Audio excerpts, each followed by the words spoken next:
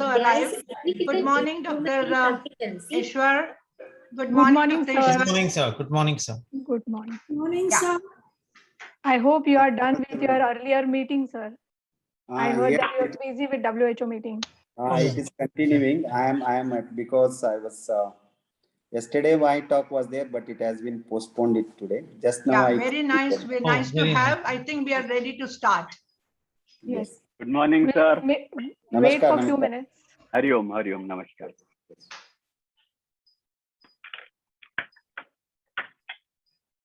So the way forward we see for our Healthy Lifestyle Center program and physical education through that, it was provision of basic exercise equipment to the well-functioning HSCs. Good morning, Dr. Nidhi. Conduct refresher trainings for the trained staff again. And we have a plan to establish indoor. Shall I speak without PowerPoint, or would you like to my PowerPoint and PC? Staff to liaise with Sir, what? A very good morning to one and all present here. I, Shani, on behalf of Learnet, welcome you to the webinar on Indian specific guidelines for management of PCOS in association with Kasturba Health Society Medical Research Center. And Learnet is proud to be associated with Kasturba Health Society Medical Research Center as a digital partner for digital CMEs and webinars. Having said that, now I would like to play a short Learnet's video and would request everyone to please have a patient look.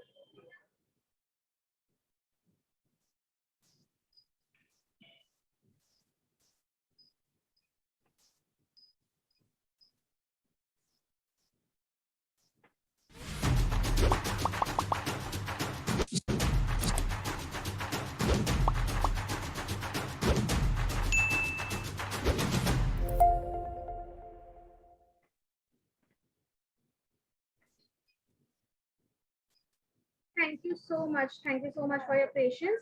Now, without any delay, I would like to request Mrs. Shubhada Agasti ma'am to take over the session. Ma'am, over to you. Thank you, Sonaki. Thank you very much. We are very thankful for your continuous support. Okay, thanks, Shobha. Okay, I am Shubhada Agashe, associated with KHSMRC as an Assistant Director, Clinical and Endocrine Laboratory. As you all know, KHSMRC stands for Kasturba Society's Medical Research Center, and our partner is ICMR's NIRRH. Today, it's an international webinar on intersystem dialogue. It's a fourth in series of our intersystem dialogues. Earlier, we had an opportunity to listen to yoga experts, homeopath experts, Siddha experts.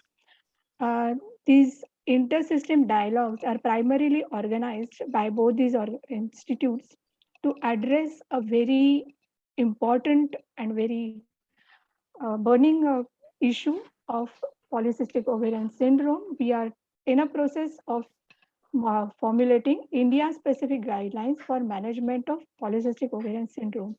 As you all know, it hampers women's life right from adolescence through reproductive age till menopause. We dedicate this webinar to a very famous Gujarati poet, philosopher, Dr. Sai Makran Dave. Now, Doctor, sorry, he was much above that. What he has said about yoga is yoga manifests in every life and illuminates wisdom, word, work. That is our oneness with Supreme. What a wonder of wonders. Thank you very much, Shobha, for sharing this slide. This is his centenary year. We are celebrating centenary year of Shri Makaran Mama as we all address him. And now we'll start with our inaugural session with Medha Suktam by our Assistant Academic Director, Dr. Shobha Iyer. Over to you, Shobha.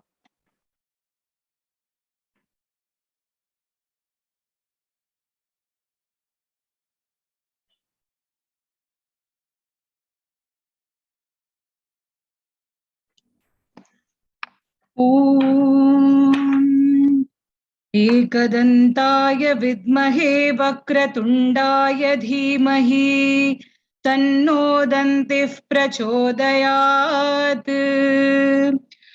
यश्छन्दसा मृषभो विश्वरूपः छन्दोऽभ्योऽध्यमृतात् सम्बभूव समेन्द्रो मेधया स्पृणोतु अमृतस्य देवधारणो भूयासम् शरीरं मे विचर्षणम् जिह्वा मे मधुमत्तमा कर्णाभ्यां भूरिविश्रुवम् ब्रह्मण कोशोऽसि मेधया पिहितः श्रुतं मे गोपाय मेधा देवी जुषमाणा न आगाद्विश्वाची भद्रा सुमनस्य माना त्वया जुष्टा नृतमाना दुरुक्तान् बृहत्पदेम विदते सुवीराः त्वया जुष्ट ऋषिर्भवति देवि त्वया ब्रह्मा गतश्रीरुतत्वया त्वया जुष्टश्चित्रं विन्दते वसुसानु जुषस्व द्रविणो न मेधे मेधां म इन्द्रो दधातु मेधां देवी सरस्वती मेधा मे अश्विना बुभावा दत्तां पुष्करस्रजा अप्सरासु चया मेधा गन्धर्वेषु चयन्मनः दैवी मेधा सरस्वती सामा मेधा सुरभिर्जुषताग स्वाहा आमा मेधा सुरभिर्विश्वरूपा हिरण्यवर्णा जगती जगम्या ऊर्जस्वती पयसा पिन्वमाना सामा मेधा सुप्रतीका जुषन्ताम् मयि मेधां मयि प्रजां मयि अग्निस्तेजो दधातु मयि मेधां मयि प्रजां मयि इन्द्र इन्द्रियं दधातु मयि मेधां मयि प्रजां मयि सूर्यो भ्राजो दधातु हंस हंसाय विद्महे परमहंसाय धीमहि तन्नो हंसः प्रचोदयात्। ओम शांति शांति शांतिः। योगेन चित्तस्य पदेन वाचा मलं शरीरस्य च वैद्यकेन योपाकरोतं प्रवरं मुनीनां पतञ्जलिं प्राञ्जलि प्रणतोऽस्मि। Thank you, Shobha. Thank you. It was wonderful. You have set the tone of our today's webinar. Thank you very much. Now for the formal welcome of all the participants. As I can say that there are already 73 participants have logged in. On behalf of faculties and students and postdoc students from KHSMRC and NIRH, it's my pleasure and privilege to welcome you all for today's international webinar on intersystem dialogue, perspective of yoga and naturopathy. Yoga, as you all know, is a discipline that focuses on harmonizing mind and body. It's an art and science of healthy living. And of course, you all are very much aware in PCOS girls, is this harmonizing is altered and they suffer a lot throughout their lifespan. And it's our endeavor to bring to a common consensus that how this polycystic ovarian syndrome can be diagnosed and treated, because we know that conventional medicine has their own treatment, but we have a tradition of uh, traditional medicines of which can be traced. As far as yoga is concerned, we can trace its origin to 505th or 6th BC, before Christ. This thing has started. So before taking much of your time, I hope our chairpersons are there. I would like and request to welcome our chairperson, Dr. Geeta Balsarkar. Geeta madam is there.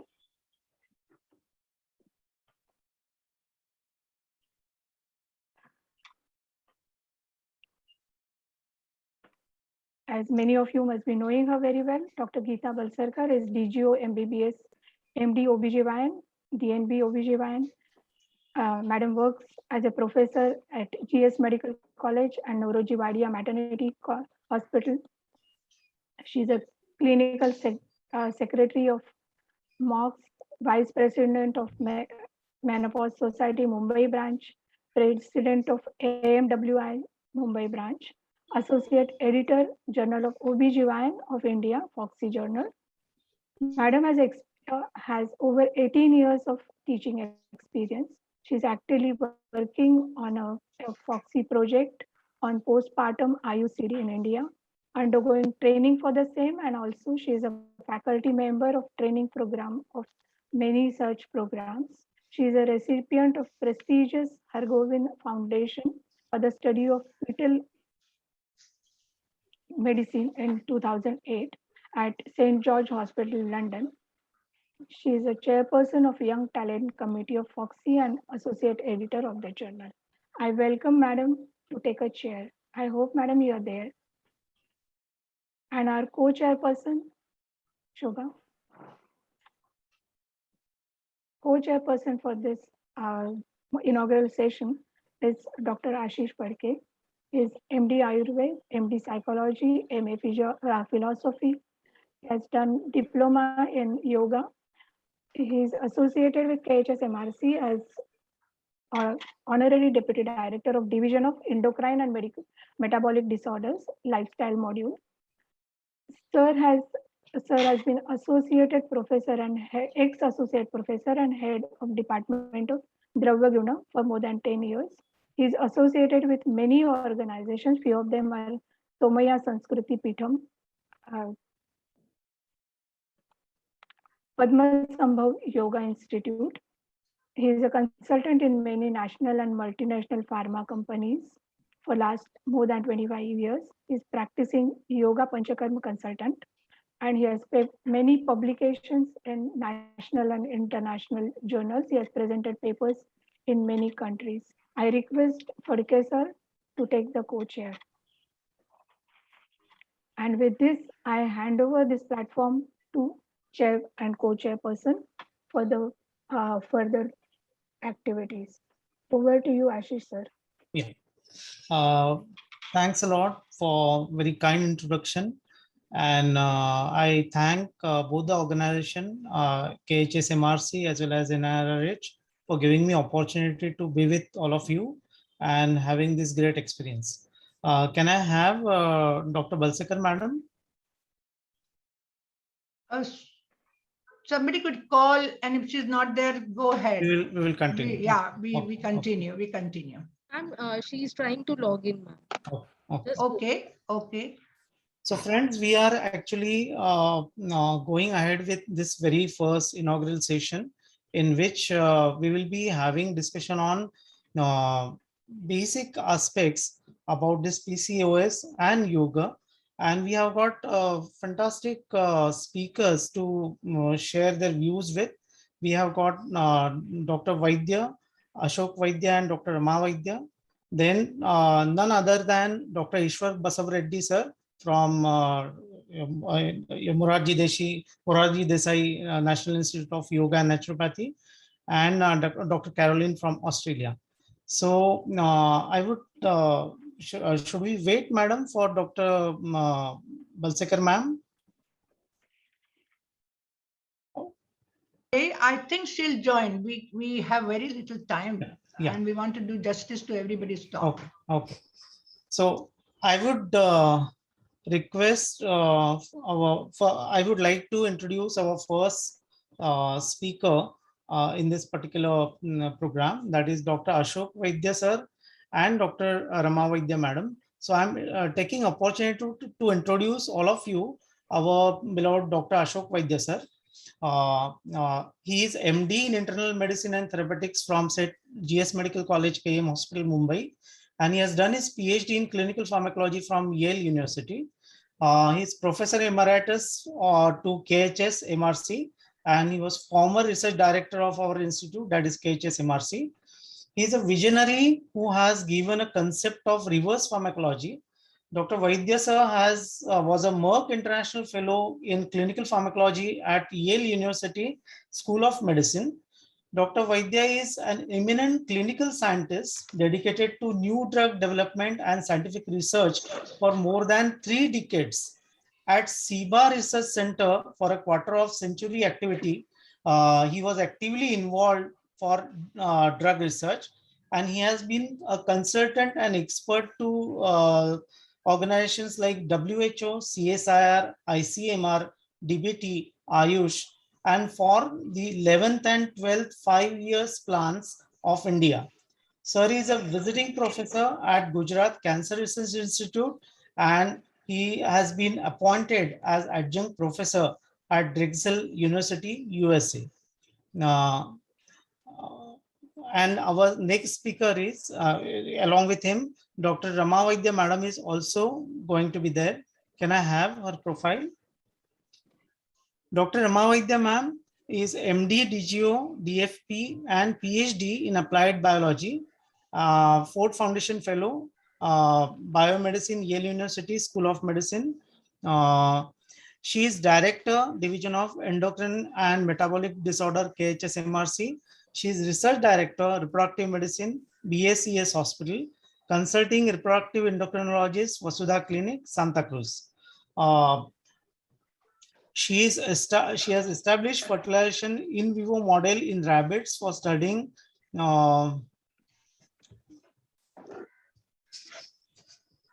as a food as a focus on with a focus on Sperm capacitation. Yeah. One second. It is not there, ma'am. Can I get the slide, please? I'm not able to see the slide. Yes, sir. Just 2 seconds, sir. Brief introduction will be appropriate.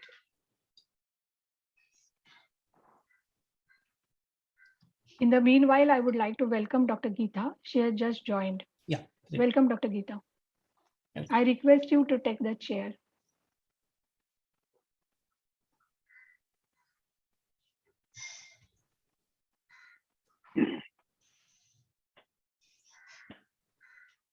Can I have the slide of ma'am, please, so that I can complete that part?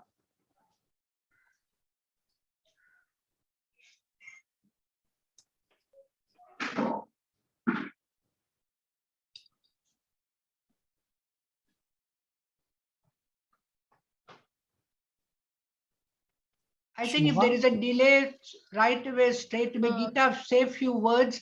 Thank you, Dr. Phadke.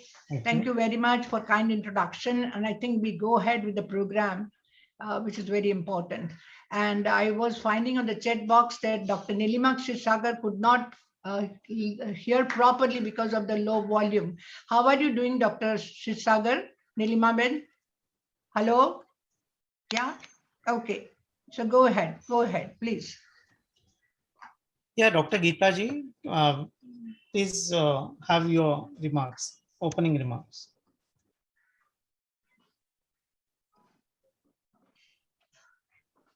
I think madam is busy in the hospital. Okay. We can proceed with ma'am. Okay, that's Okay. she's So there. let us start with the then first session by Dr. Vaidya sir and Dr.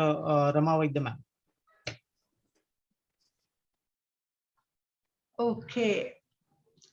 Thanks, Geeta, from a real yogic exercise that you are in action right away. And thanks for coming in. Yeah.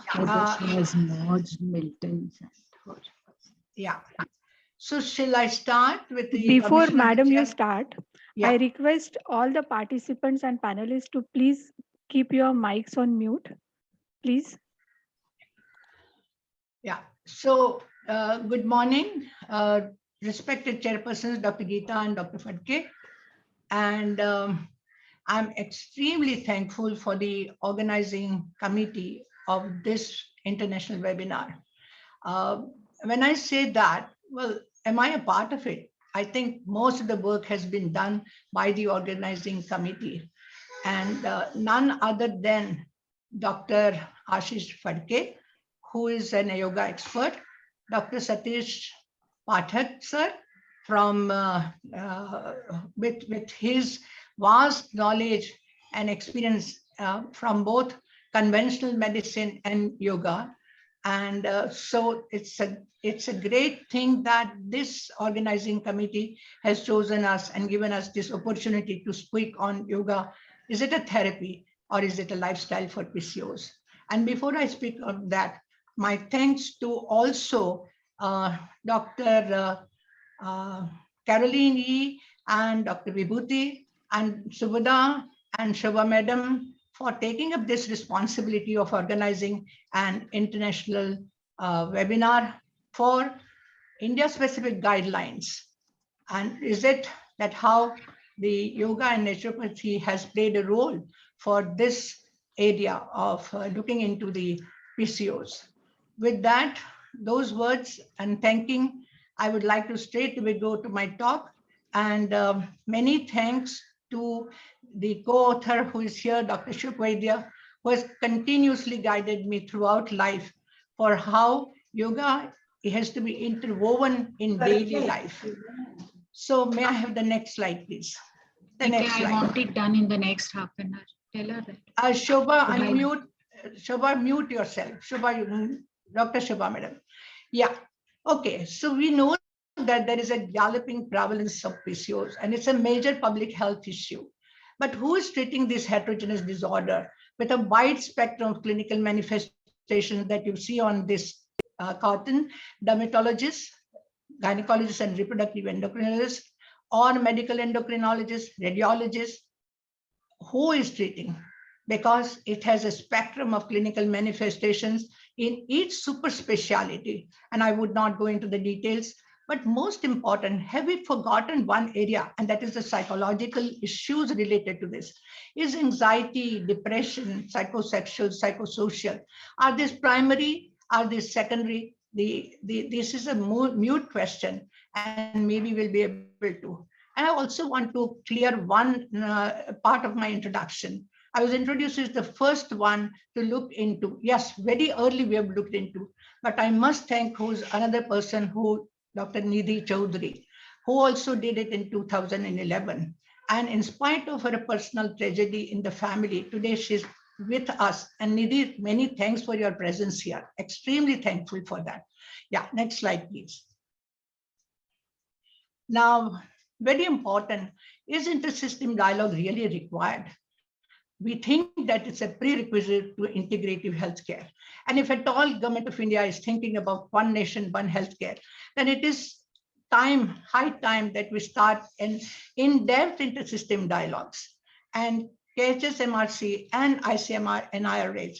And I'm very thankful to Dr. Nilimakshi Sagar's presence because she's looking into some of the product development center and the entire area. She's a chairperson there.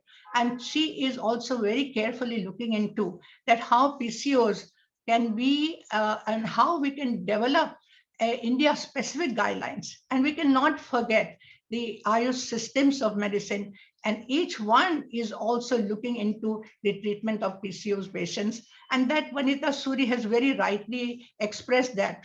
She's a part of the community medicine from PGI Chandigarh. In a very recent article in 2021, clause 1, she says that multiple healthcare agencies were consulted by 85.8% of the respondents. And what says that they were equally dissatisfied with all, including the conventional medicine. And we'll have to look into, Dr. Anushri Patil, we'll have to look into that. Why are they dissatisfied? And we have had the intersystem dialogue series. One was, convener was Dr. Nutan Nabar and Dr. Supriya Balera. And there are many Ayurvedic physicians who took part, including Dr. Tanuja Nesri. Then Dr. Survi Khemka and Dr. Anushri Patil had spearheaded the series 2, in that homeopathic experts gave it their views, and none other than the National Institute of Epidemiology, Dr. Manikam and Dr. Rajalakshmi convened this meeting for Siddha, and it was very much eye-opening how Siddha system of medicine is dealing with PCOS, and some of that was in depth. And today we have Shubhada Agashe and Dr. Vibhuti Rao who have convened this, and thanks to both the conveners. And let's have the next slide, please. So really speaking, all the non-communicable diseases are low-grade systemic and chronic inflammatory diseases. And very nicely, Agar G, in search of a germ theory equivalent for chronic disease, because we all know that germ and classical acute infectious response is like a classical inflammation. It is like a raging fire. And there, actually, through all the entire resolution that occurs because of the basal homeostasis, while in the case of these NCDs, which are low-grade systemic chronic inflammatory diseases, including PCOS, and we had asked this question very early because we came across in 1980s, really speaking, it was 86, that we had a patient of familial partial lipodystrophy, the extended family of 167 that were traced, 30 were examined in details, and we found that it was an insulin resistance syndrome. As a part of the syndrome, one of the patients had a polycystic ovaries. But as it is said in Rotterdam definition, that it should be a diagnosis of exclusion. So, but that initiated us to look into the insulin hyperinsulinemia and insulin resistance. And then we finally, in 2003, in Indian Journal of Endocrine Metabolism, had given our first cohort of 90 patients where 75% had insulin resistance. As you can see in this cartoon, that Agar has given that insulin resistance and oxidative stress are the main reason for meta-inflammation. And it is like a smoldering fire, and it causes a chronic allostasis. And we have shown, we had also asked a question, and others have asked similarly, that is PCO a chronic inflammatory disease? We did find that there are HSCRP, TNF-alpha, IL-1 beta, IL-6, all these pro-inflammatory cytokines were increased in the patients of PCOS. We also found that when we had applied monitored medical nutrition therapy that had included yoga also as a part of the therapy, at that time, adiponectin had gone up, which is a cardioprotective, with the resolution of the chronic inflammation also. As we can see now in the next slide, that this chronic allostosis is like Hans Selye did propose way back, and it is a dominant explanation framework for physiological regulation. But Peter Sterling has come up with allostasis, an alternative view of physiological regulation. What happens here is, as you can see in this cartoon, that the levels of stress mediators keep on fluctuating as the stress stimuli keep on occurring time and again, and it's a chronically repeated stress stimuli. With that, it mounts the levels of stress mediators keep going up and down and up and down, and finally, allostatic load increases to such an extent, and wear and tear of this chronic stimuli and chronic repeated stress stimuli, finally there is wear and tear, and it gives way, and a new set point of the homeostasis occurs. But sometimes it fails, it gives way. That's why in a very recent article also, the authors say stress reduction program should be included for early detection of the common psychological consequences of PCOS in adolescents, hopefully breaking the vicious cycle. And why the vicious cycle? Because there are also secondary stresses, also secondary causes for psychological anxiety and depression, like the cosmetic discomfort of hirsutism, acne, acanthosis nigricans, infertility, and so on and so forth. Next slide shows that does yoga reduce and resolve allostatic load and reinstate homeostasis? The studies that has evaluated changes in polycystic ovarian morphology, we did find also in our patient complete resolution of hepatomegaly as well as the polycystic ovary, and it had resumed but it was a lifestyle where yoga is just a part of it. Molecular signature of the immune response to yoga therapy in stress-related chronic disease conditions and insight is a very good article. The same way, the meta-analysis of impact of yoga on inflammatory biomarkers, a systematic review, sorry, not meta-analysis. There were 15 articles that they have reviewed. which finally they had chosen for many articles. And they have shown that HSCRP and IL-6 and TNF-alpha, these three that they had seen, that whether yoga was also associated with pranayam or associated with meditation, or it was only yoga asanas, still they found in all these articles that these pro-inflammatory cytokines had declined. Anushree, Dr. Anushree Patil, who's here, had very nicely with us, has written yoga therapy as the fourth dimension in the multidisciplinary management of women with polycystic ovarian syndrome. And this should be given importance, where I think Dr. Satish Pathak is very, very close associate of us in this area of yoga therapy as the fourth dimension of multidisciplinary management of women with PCOS. Next slide, please. So Dr. Vaidya, the other day, when we were sitting and talking about it, synthesized the definition of yoga from Patanjali Yoga Sutra and Bhagavad Gita. Chitta vrittihi nirodhena samatvam prapnotiti. Samatvena sarva kriya karmeshu kaushalyam upalabhyate. Kaushalyena atma prabha pragna paramitaha prakatayati. And thanks to Dr. Chaya Godse's father, who's helped us in making this slide, one attains balance of mind and stillness of consciousness by the cessation of random thoughts.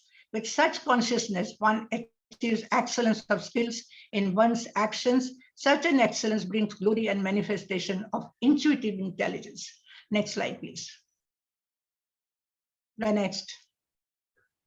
Yeah, I think it has been shown that PCOS, a large number of them, has hyperactive, and there is a definitely an imbalance of the vagal tone is poor. So in the autonomic nervous system, say this samatvena sarva kriya karmeshu kaushalyam upalabhyate, and with the excellent vagal tone, probably Arjun has shown a great kaushalya in this cartoon that is self-explanatory. And there is a overexcitement. Siddhanti mama gatrani mukha parishusyati has happened again to the same person. So it can happen that the chronic allostatic load or acute allostatic load can occur in a situation and the battlefield where you are faced with difficult situations. Next slide, please.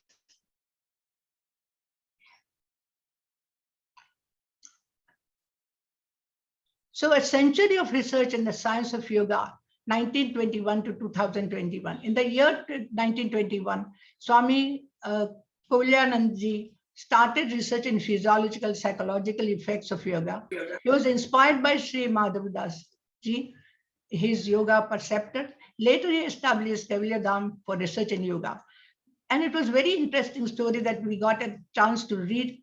Mr. Behanan, a Yale PhD student, worked with the Swami Kaivalyanandji. Experiments were for metabolism, blood pressure, and heart action in relation to pranayam. It was said that Kaivalyanandji was invited at Yale University. He was to go there, but it was 1930s, when it was very difficult because America was passing through a Great Depression, and he could not avail of that opportunity, but he has contributed a lot to the research in the science of yoga. Next slide, please.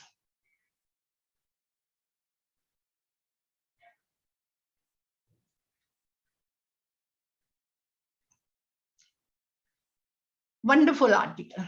The day when we were planning this webinar, an international webinar, because Dr. Vibhuti was very much with us, and indirectly Dr. Caroline Eve was very much with us. And while we were talking, Dr. Vaidya just declared that I'm going to talk. And when he said I'm going to talk, I started looking into the genuine recent explanation on the aspects of yoga therapy, how it is perceived scientifically currently. And in a recent article, and I have loved reading this article, and one needs to read and reread and reread to understand completely, because the authors have taken such dedicated efforts to understand from it is really a convergent science, I would say. And in this, a model where a yoga foundational framework converges with current ideas in neurophysiology and biobehavioral regulation. Yoga therapy and polyvagal theory, the convergence of traditional wisdom and contemporary neuroscience for self-regulation and resilience, is a fantastic article. And this is an eye-opener. You can see almost a figure of an eye. On one side, it is a Purush, observer of the body, mind, environment. And on the other side, it is a Prakriti, Gunas, body, mind, environmental conditions, and also interactions. And there he talks about Sattvic, Rajasic, and Tamasic Prakriti. And in that, in order to achieve the self-actualization that is in the center, eudaimonia. This word is a very important word, that if we want to achieve this, then we have the sympathetic parasympathetic balance that we have created.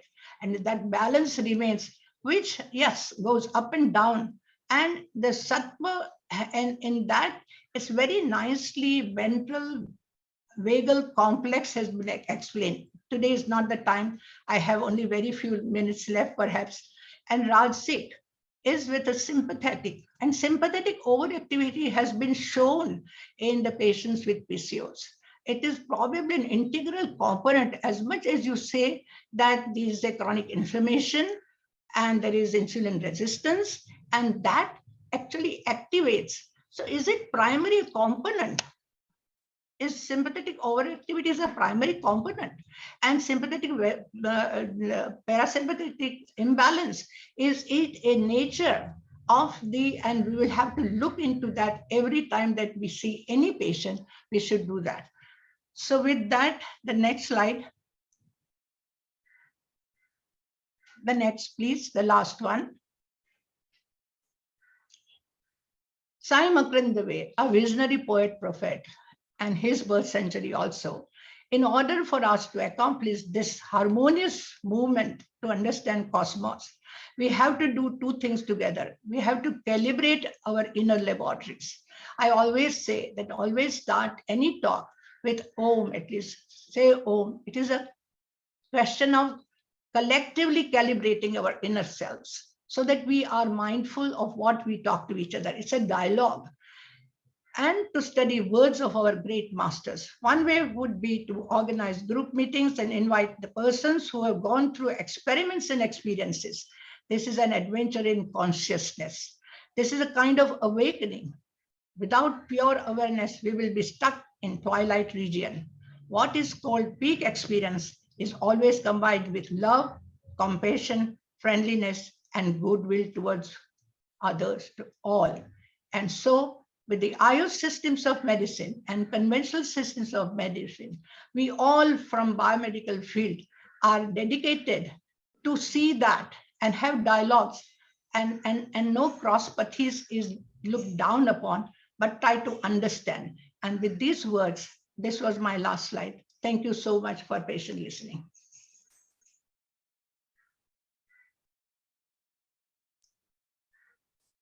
Yes, Dr. Geeta, madam.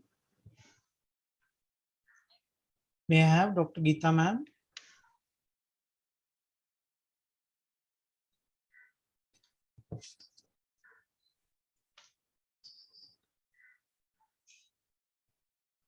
I'm really happy to have lecture of our ma'am, Dr. Rama madam, and Dr. Ashok Vaidya sir. And I would request to have next, sorry, is someone saying? Yes, Shobha? Geeta is saying something. Dr. Yeah, Geeta? please. Ma'am, that was a very excellent lecture. And really, yoga is today the fourth dimension. Not only is it the fourth dimension, it's the most important dimension in today's life. And I'm very happy that you chose to speak on this particular topic today. You know, where the country, as a country, where we stand, and today yoga is really very important, not only in PCOS, it is just the beginning, but even in other ages of life. Yeah. Thank you so much. Thanks for your presence. Thanks for your presence. And I may just say a few words about Dr. Geeta. When Dr. Geeta came to KSS MRC for one of the functions, she said, I'm a proud obstetrician, because today not many people wants to do obstetrics, but she does. She loves that. And she is a great teacher, very popular teacher. And thanks for your presence, Dr. Geeta. Thank you, madam.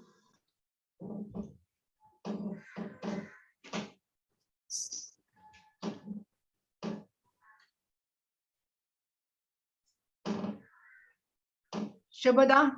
Okay, sir. Will you be introducing Shobha, madam? Okay, I take this opportunity to introduce. I don't think there is a need. No, ma'am. I take this chance to introduce you, Please. Dr. Shobha Udupi. She has done her PhD in food and nutrition. She is a research director of KHS MRC, honorary director integrative nutrition and Ayurvedical, and former national president of Indian Dietetic Association. Shobha madam has done a PhD in food and nutrition from Purdue University in USA. She has worked extensively in community development programs for urban development and training as a part of government of Maharashtra. Principal investigator for 51 projects supported by Ministry of Health and Family Welfare as well as national agencies. Published nearly 80 papers in national and international journals, 7 chapters in books, 4 books, 2 manuals, 12 monographs published by Department of Food Science and Nutrition by SNDT University. She has guided over 14 PhD students and currently guiding 5 students. And still she is saying that there is no need to introduce. Ma'am, with this, I request you to introduce our guest of honor. Thank you. It's indeed a great pleasure to welcome our guest of honor, Dr. Carolyn E. Dr. E, at the outset, may I express my great appreciation for consenting to spare your time and to associate with us, and to also that we have your colleague and younger colleague, Dr. Vibhuti Rao, who is this, and I would like to introduce you very briefly to our audience.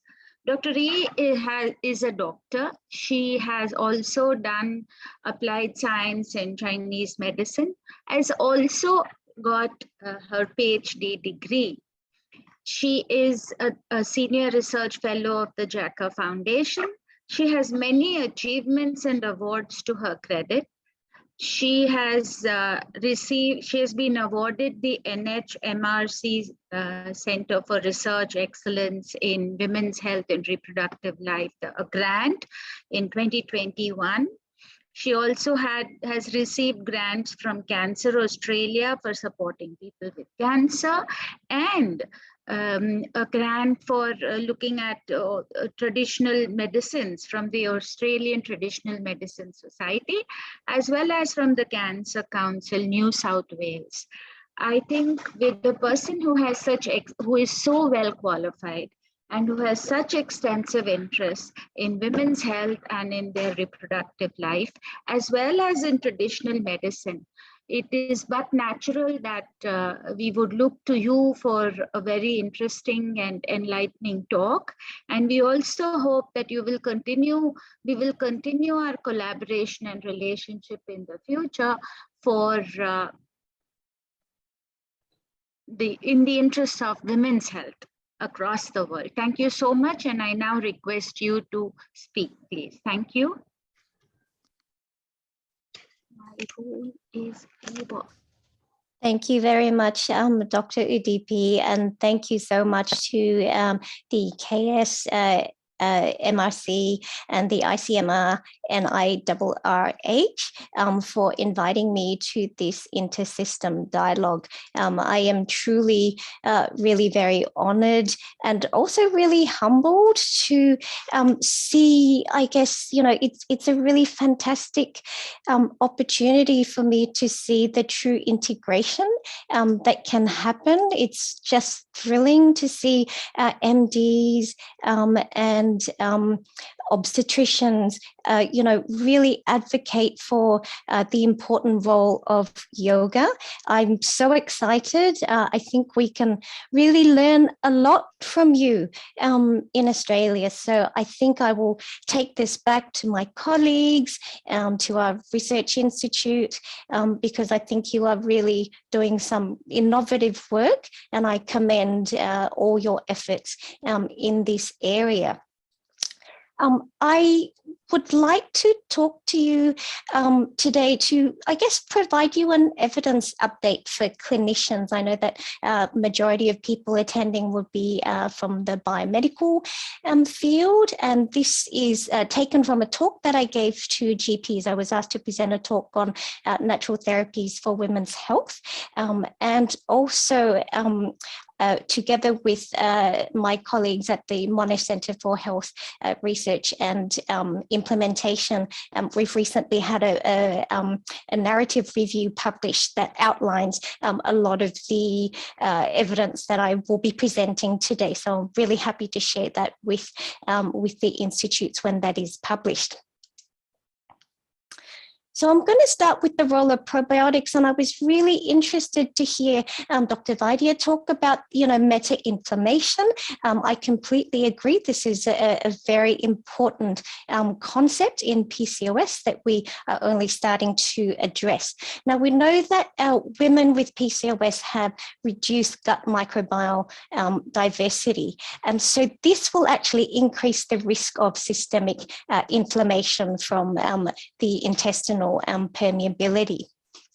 Now, a lot of this work is a little bit early, it's preliminary, but what we do know is that from a couple of meta-analyses is that probiotics can reduce some inflammatory markers and some metabolic markers as well. And they are also generally safe and widely available, although many RCTs did not actually report adverse events.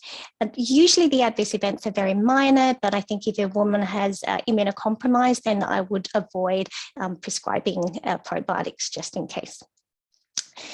Now, let's go on to thinking about micronutrients. So we know that women with PCOS are obviously more likely to be overweight and obese. That's very clear to all of us here, I think. And we also know that micronutrient deficiencies are very common in people who are living with obesity. This is partly due to a poorer diet, but also there are some physiological changes in obesity that cause sequestration of nutrients like vitamin D. So about 70% of women with PCOS will have a vitamin D deficiency, and there are also some other deficiencies like zinc, magnesium, folic acid, calcium, and vitamin B12. Now, as a clinician, it's my preference to always try and address the diet first to optimize nutrient intake. But let's have a look at some of the evidence around micronutrients and obesity. Now, there is some early evidence that women with PCOS may benefit from supplementation with magnesium and zinc and calcium, but you can see these RCTs are very small. And also we need to consider some of the potential side effects. So for example, high doses of vitamin E have been linked to increased mortality. Now, I think out of all the natural therapies for PCOS, inositol has the most evidence. So there have been several meta-analyses that suggest that it can improve insulin resistance compared to placebo, and it improves some of the glycemic markers as well. It may also help with reproductive outcomes. So it looks like it probably improves menstrual regularity, but there's not a lot of data around fertility. So there's just one small trial on pregnancy rates, and currently there are no studies that looked at live birth rates. However, when we compare inositol to metformin, it's as effective for insulin resistance, and it's also much safer. So as you all probably know, there are risks to using metformin. There's diarrhea, for example. Inositol is generally very, very well tolerated. It's also very low cost. It's a very cheap supplement. So that I think that increases, the access to inositol.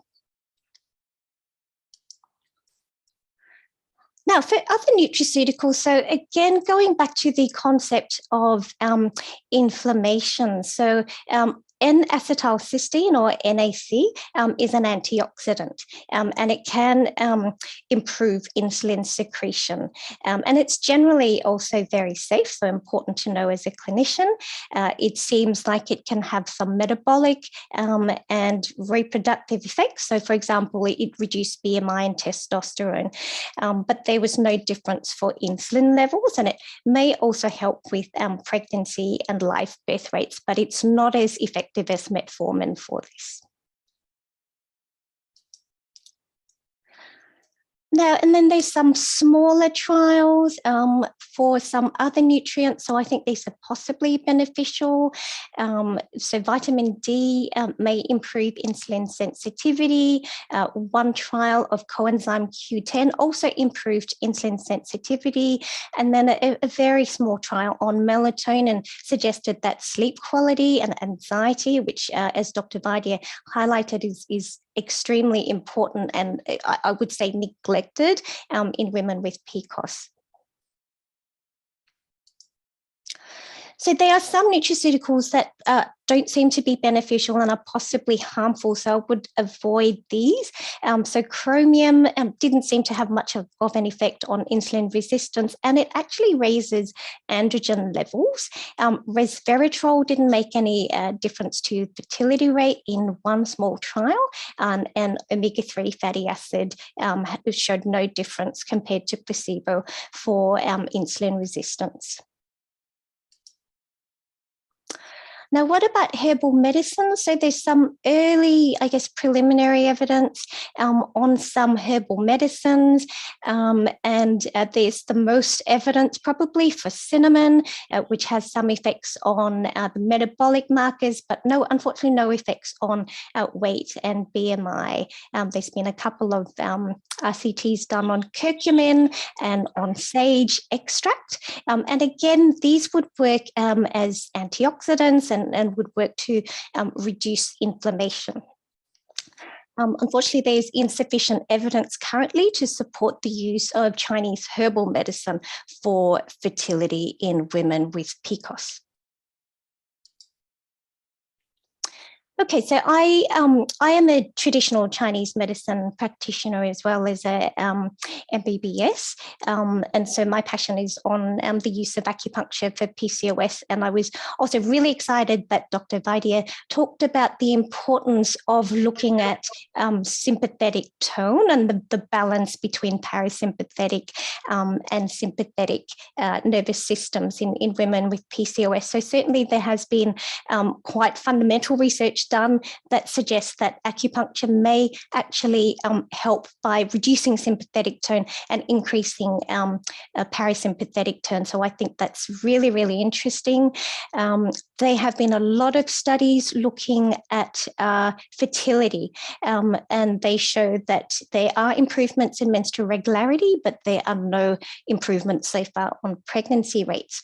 And my team and I are currently working on a systematic review on weight loss. So looking specifically at women with PCOS who are living with overweight and obesity, so BMI over 25. And here we find that the combination of acupuncture and metformin appears to be better than acupuncture alone or metformin alone. And acupuncture seems to be better than metformin in reducing BMI, although I think the caveat here is that most of the trials are at high or unclear risk of bias. There was high heterogeneity, and they generally very small trials. Also, just a caveat with our BMI meta-analysis, we haven't gone on to do the sensitivity analysis yet. And so this research is still unpublished, but we aim to submit it for publication early next year. We also found that acupuncture was a bit better than metformin in terms of lowering waist-hip ratio. And then interestingly, there were 6 trials that showed that there was no difference between acupuncture and metformin for reducing HOMA-IR and Finz's fasting insulin level. So I think that's interesting in itself because it seems to suggest that acupuncture and metformin may be similar in action. And this is my last slide. I'm not talking about yoga today because there are so many experts talking about yoga, and I'm sure it will be a very successful dialogue. I'd just like to end with just a slide on mindfulness-based interventions. Now, mindfulness is obviously a very big part of yoga therapy. Mindfulness-based interventions have been shown in large meta-analyses to be beneficial for managing weight in the general population. So they help people, I guess, accept the discomfort of calorie restriction and of starting physical activity. But there have only been 2 fairly small trials done in women with PCOS. But again, you know, thinking about the priority that we need to place on our psychological symptoms, I think these probably show promise and warrant further research. So both of these RCTs showed that mindfulness-based interventions improve stress levels and may also improve fasting glucose. So that's all from me today. I just wanted to say I think what you're doing is absolutely innovative. I think it's pioneering.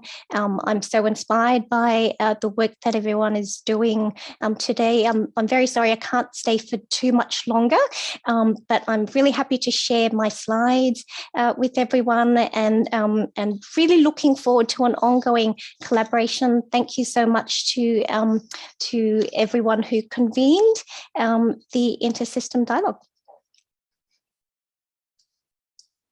Thank you. Thank you very much for a very nice presentation. And actually, it reminds me that how natural therapies and naturopathy, they go hand in hand. In naturopathy also, we use natural products. And when we look at some of your points, it also reminds me Ayurveda as well. And when we speak about acupuncture, it reminds that meridian theory of Chinese medicine and that of Nadi and Srotas of yoga and Ayurveda, they go parallel. So I think there is a lot of work to be done in this particular direction. Thanks a lot for a very nice presentation and a lot of new stuff. Thank you very much. Yes, excellent. Excellent.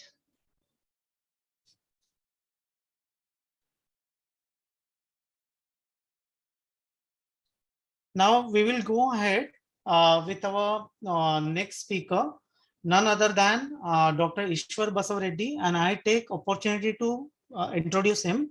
Sir very graciously accepted our invitation and let me introduce him. He's MSc, he's a physicist, MSc in physics, and then he did MA in philosophy and PhD in yoga philosophy. He is a director of Morarji Desai National Institute of Yoga and Naturopathy under Ministry of Ayush, Government of India. He is advisor to Yoga and Naturopathy to the Ministry of Ayush. He is a Chief Executive Officer, CEO for Yoga Certification Board, YCB, under Ministry of Ayush.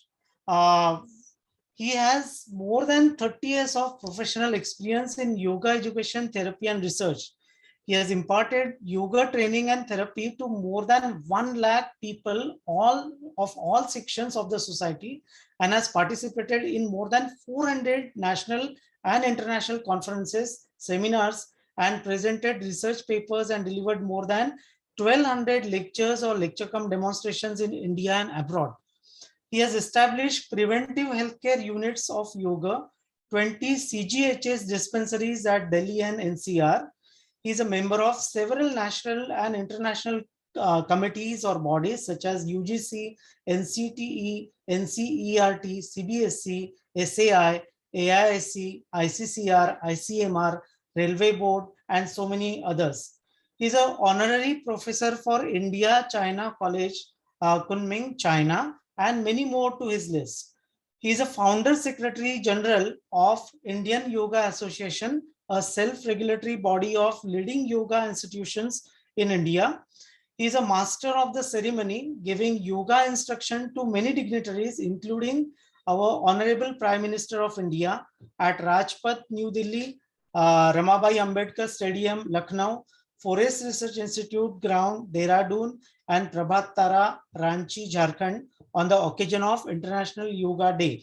So let me have opportunity to call upon Dr. Ishwar sir to have his presentation.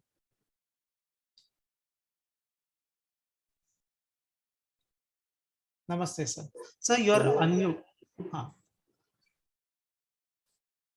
Om Shanti Shanti Shanti. Namaste, madam. Right, madam. Namaste. Namaste, Patak sir, and all the professors. I'll just share my presentation.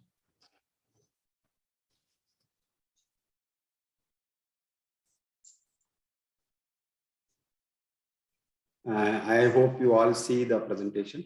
Yeah. Yes, sir. Thank you, sir. Before I would like to start, thanks for very good words. I'm very humble. I'm just doing my, trying to do my sincere service for the well-being of the people from all parts of the world through our Indian culture and tradition, very rich tradition, yoga. Thanks for the opportunity. Very much, madam, for inviting me. And as you know, now the technology made us to rush simultaneously, being the head of many organizations. Simultaneously, I have to attend sometime, not all the time, simultaneous webinars. There's an important webinar on policy making webinar on WHO and physical activity was going on. I just completed. I will take, I do notice the presence of many of our yoga colleagues. Ulka ji is there, and many others are also present. My pranams to you all. I'm humble just to share some of the things. I don't want to mention about much for all medical professionals.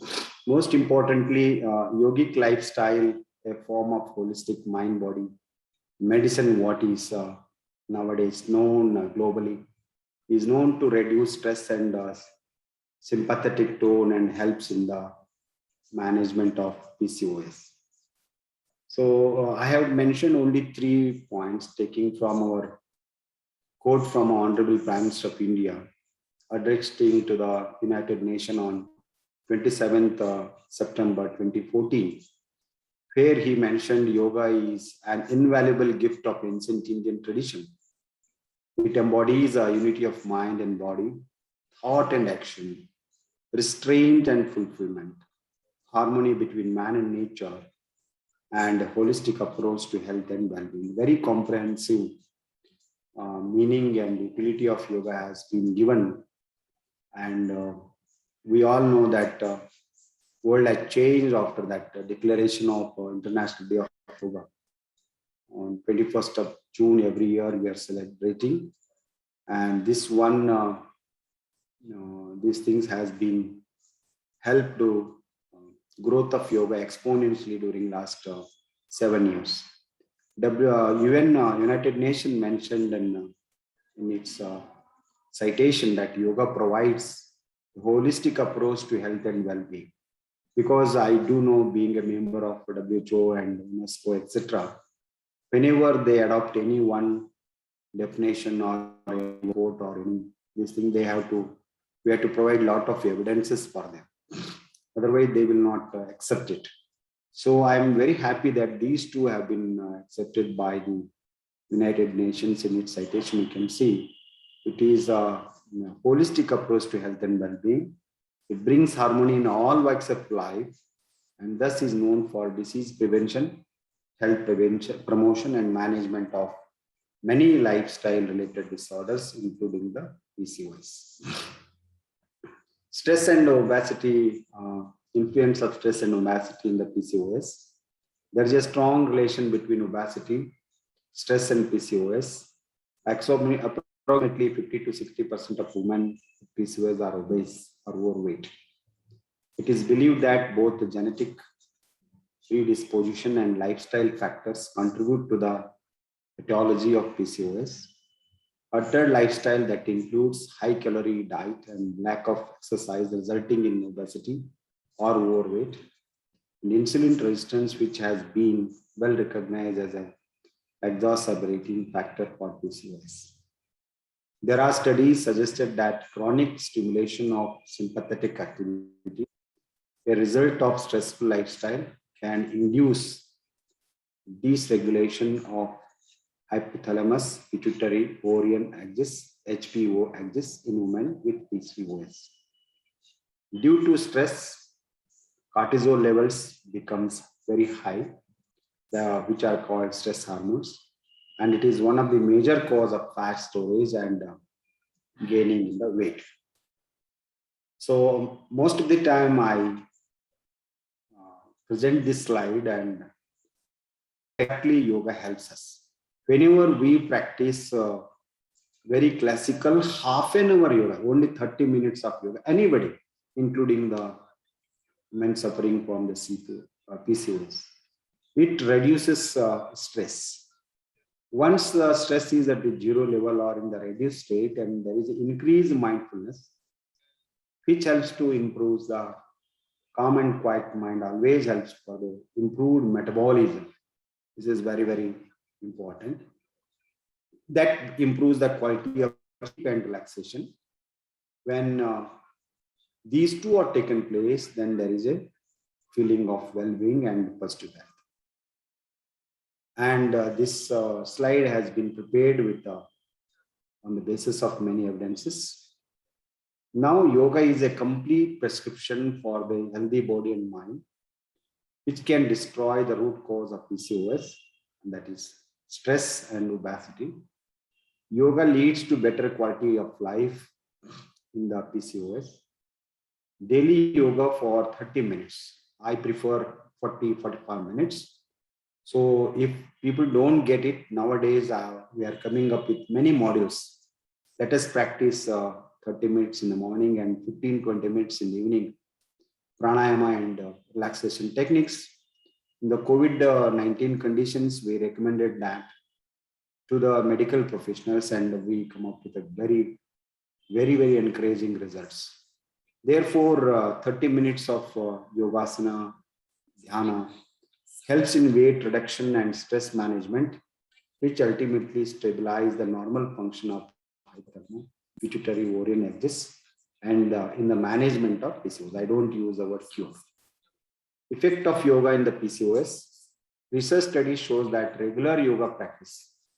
So many times I mentioned that major yoga practices are three. It's always a combination. Whenever we talk, there are many practices, but few asanas and a very important pranayama and dhyana. Dhyana is a compulsion. It is the package, it's a capsule. Whenever we practice regularly, and conventional physical exercise on glucose metabolism and lipid profile in PCOS subjects, after practicing it daily for 1 hour for consecutive 12 weeks, and found that yoga was more effective than conventional physical exercise in improving glucose, lipid, insulin sensitivity. And there are many hundreds of studies like this. I do hope that Dr. Ulka and Dr. Satish and others will emphasize on that. Yoga practices like asana designed for PCOS help in opening up pelvic area and promote relaxation. But I found that in my earlier days in the universities, especially Setu Bandhasana, Sarvangasana, Viprit Karani, Chakrasana, Bhadrasana, etc. are found to be very useful, though they are a little bit of advanced practices considering today's physical activity. Not in the earlier, they are all simple practices, Sarvangasana, Chakrasana. Everyone used to practice it. Nowadays, life has become so sedative, and even stretching arms has become very difficult. But I found in the university campus, in the age group from the earlier age to the 40, 45, 55, most of them are so happy that many of these conditions are not being managed by meditation, etc. But simple 2 to 3 months of practice help them to overcome many of these PCOS. In PCOD, yoga practice reduce stress and sympathetic tone, and in the one reported enhanced hormonal profile in women suffering from PCOS following a 12-week integrated yoga intervention.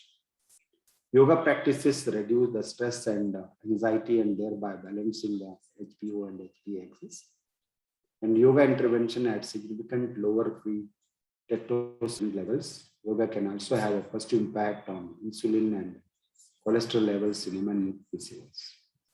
And like this, many research studies you can have it.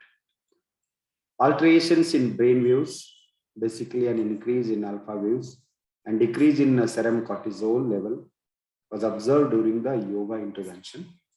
Recent evidence shows significant health benefits of yoga for improving anxiety hormones, menstrual cycles, and metabolic parameters among women with PCOS. Yoga practice also reduces anxiety for women with PCOS to improve sex hormones and regulate menstrual cycles. And there are many practices. Surya Namaskar is the one, but I suggest with the age and particular conditions, the Surya Namaskara should be modified. That's why whenever we recommend yoga therapy, always it is under the supervision and guidance of an expert who knows these disease conditions. In the yoga field, we find many of them are the trainers who are not well versed with therapeutical conditions. Sometimes in the chronic conditions, it leads to a problem. So though we recommend some of the practices here, even I mentioned Setubandhasana, Sarvangasana, Chakrasana, Baddhakonasana. So we use them particularly depending upon the individual to individual basis. So largely Surya Namaskara has found very useful. Along with the breathing pattern, it balances the whole endocrine system by direct massaging glands and increasing blood flow to the organ, thus regularizes the menstrual cycle. The entire one Surya Namaskara has found very useful. But I recommend there are 5 stages of Surya Namaskara. I found in the university students and more than 400 students I worked for 5 years. When it worked with breathing and also chanting of mantras. So we, if they don't chant, but at least humming of songs, etc. So we integrated very effectively, and that found very useful. Not only just a physical form of Surya Namaskara, but regulated with breathing and also the chanting of mantras, which creates the resonance effect in the brains. Sun salutation or Surya Namaskara significantly decreases blood sugar level, increases insulin sensitivity, improves lipid profile and results in weight reduction, improves BMI, low waist hip ratio, and there are hundreds of research papers on that. And everybody agreed, whatever it may be, Nadi Shodhan Pranayam. But many times nowadays, Nadi Shodhan Pranayam means just breathe in and breathe out, but it's a very scientific pranayama, and it should be performed with care, with proper ratios. So when you completely do it for 8 to 10 times, it creates an electromagnetic energy type of thing, which opens up the central nadis. So that pranayama is found to be very effective. And Brahmari also, there are various kinds of Brahmari. Sometimes we do that, this, etc. But reducing the sound while inhaling, exhaling, and managing the resonance with the throat contraction, etc. They are very useful. That's why it's a mind-body practice. With each individuals, we have to manage it. Because I'm a technocrat, I'm explaining a little bit, not only presenting the research, where I found the effect. Because I found these are the impact on managing these PCOS. The researchers simply they present, but we know how it works. So that's why I'm a little bit of giving my experiences also. Breathing techniques purify the subtle energy channels and enabling smooth flow of vital energy. So that's why Nadi Shodhan is very, very important, and they helps to calm down the body and relieve the stress. Controlled breathing techniques tones up nervous system, improve stability, eliminate anxiety. Already mindful meditation, etc. My earlier presenter from China, she has also endorsed our use and increases the insulin sensitivity. Now the women diagnosed with PCOS have profound insulin resistance, obesity, and increased level of androgens. Weight reduction is main preventive and therapeutic potential to combat with this catastrophe, which can be achieved by incorporating lifestyle modifications. Everybody agreed. Breathing techniques helps a lot in relieving the symptoms of PCOS related to deep-rooted mental stress and keep the individuals high to fight with this syndrome. All these lifestyle modifications increase the fertility rate and improve the quality of lifestyle in the patients of PCOS. I suggest three things. So one is the many people in yoga, we never emphasize on the diet. In the lifestyle diet, we are Indians and we follow, as earlier also mentioned, we follow the Ayurveda and we are all the one systems when it comes to the holistic health. We are not separate. But nowadays we developed independently, but it is a specialization. But when it comes to the holistic health, we have to complement each other. Where in Ayurveda, we take the dinacharya, rutucharya, what to eat, what not to eat. So I found that that is also a very important component, and I don't want to go into detail. So in the metabolism and proper diet plays an important role. Next comes the yoga practice helps to improve the metabolic activity and also quality of sleep. So this is the second one. Third one, most importantly, the management of lifestyle. So the first one is it is the food and yoga and lifestyle management. Third one needs frequent counseling and proper atmosphere are very much essential. Nowadays our women population are missing out because many of them are start working, and we know the working conditions are not 100% favorable for many of the women population. Therefore, appropriate working conditions at workplace and also has to be improved. These three are very much, you can make it in a regulation. These three are very, very important in the management of PCOS whenever we come to the policies. For this one, now for the information, in the WHO in collaboration, just now I presented 1 hour before, we have come up with a WHO Yum Yoga app. So you all practice common yoga protocol of 45 minutes from last 7 years. So for your information, more than 300 million people are practicing it nowadays. So with the collaboration of WHO, we have come up with the app, 45 minutes, 20 minutes, and 10 minutes. And many of the experts sitting here are also part of this initiative in one or the other way. And there we have come up with several initiatives. One is it is the model. Teaching models are also there, 31 practices. And they are in audio form and video form and various languages. Now it is in Hindi and English. Now we are coming up with multiple international and Indian languages in the years to come. Apart from this first initiative, we are also coming with pre-diabetic and mental health and other rehabilitation for cancer patients. The models are ready. We are coming up with the app. It's a very extensive procedure to convince the WHO of strategies, because they have a lot of formalities to accept any intervention. And 2 years we did a lot of things, and this has been launched by Honorable Prime Minister on 21st June 2021 on the day of International Day of Yoga. So therefore I request all the medical professionals, you can just go to Android or iPhone, anything, WHO Yum Yoga app you can get, and it's a proud product of India. The whole world is using it. These are the details I already had given. And another initiative, and Professor Satish Patak sir and Lukazi and everybody knows that we have come up with a yoga break. We designed it 2 years back, and we have conducted trials, including Bombay, in 6 metros. 717 participants who practice it for just 15 days, twice a day. So it's a very simple practice which can be practiced at the workplace. Especially I designed it for the women community. I'm not told, but I found that very sincere women population. I appreciate in my institution also, they are very sensitive and they are prone for stress and anxiety. And this 5 or 6, exactly it takes 6 minutes. But I have been compelled to make it for 5 minutes, but it takes 6 minutes twice a day, in the first half, in the second half. And it will not increase the stress level at all.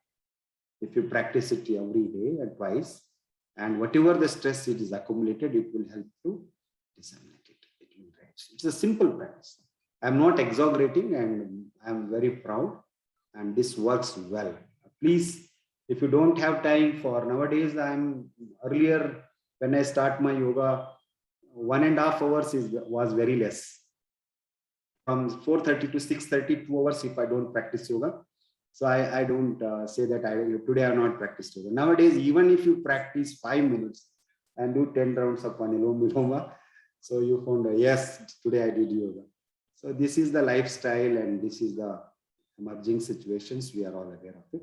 So that's why, again, this way Ayush Ministry has come up with. It was launched by Honorable Ayush Minister on 1st September. And it is in the public domain, and why break or yoga break. So you can download it. There also we have a learning modules and also practice module, and YouTube also, MDNY why yoga break. It's a wonderful web. I'm very proud that they are all of highly international standard, and we brought it from our institute. This is distress, refresh, and get refocused to enhance immunity at their workplace. I just remember for these things, our Honorable M.A. Bole sir, who is not with us. I'm very proud he was a part of this project, and Sridharanji and myself did a lot of work for 2 years. And we found that to minimize the discomfort throughout the day, increase the productivity of individuals at workplace. Wherever we introduce the corporates, they try to continue that one. So like this, before I thank, I put up these 2 apps. Like, why I'm putting these 2 at the end? There are technologies now, the realities. So in the management of PCOS also, we can use the technologies and apps and simple modifications. Not only conducting these seminars, etc. This one part, but whenever we conduct such seminars, we have to come up with after this, we have to come up with small resolution and a package, a capsule, and if possible, make it a app type of thing, and videography. It hardly cost 1 or 2 lakh rupees or 3 lakh rupees. So put it in the public domain, and that will be very useful and very meaningful conducting such a webinars, because many of the experts are floating their thoughts. So once we concretize that one, that will be help for the entire human population. With these few words, once again, I wish webinar all the success, and once again, thank you, madam, and all the organizers and experts. Jai Hind, Jai Bharat. Om Shanti Shanti Shanti. Excellent presentation, sir. And you really, gave everything in a capsule form, as you were saying again and again. So many points are so, potent, so that we can pick up some of them and we can develop on that. Thanks a lot. Thank you very much. Yeah. Thanks for your time and an excellent talk. Thank you so much.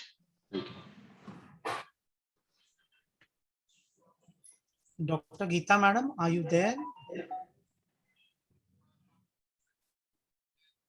Virja, just wait. We are looking forward for chairperson and co-chairperson's remarks. Dr. Geeta, madam, I can't see her. So Dr. Ashish Farke, sir, you can share your remarks about the inaugural session. I think it was very wonderful and very learning experience to have all these learned speakers. And I'm sure without wasting much of the time, because we are running short of time, I suppose, Absolutely. We will go ahead with our next session, wherein we will be getting many more things. So I thank you once again to my own Mother Institute, KHS MRC and NIRH for giving me opportunity to be with all of you. I thanks all the speakers. I thank my chairperson, and I think we should go ahead with. Thank you. Thank you very much. Yeah. Thanks everybody. Thank you very much. It was a great inaugural session. Thank you, madam. Now I hand over to my co-convener, Dr. Vibhuti Rao, to take over for the second session. Vibhuti, over to you. Thank you, madam. I welcome you all for the second session for today's event. And we have, on this occasion, it gives me a great pleasure to introduce the chairperson for the next session.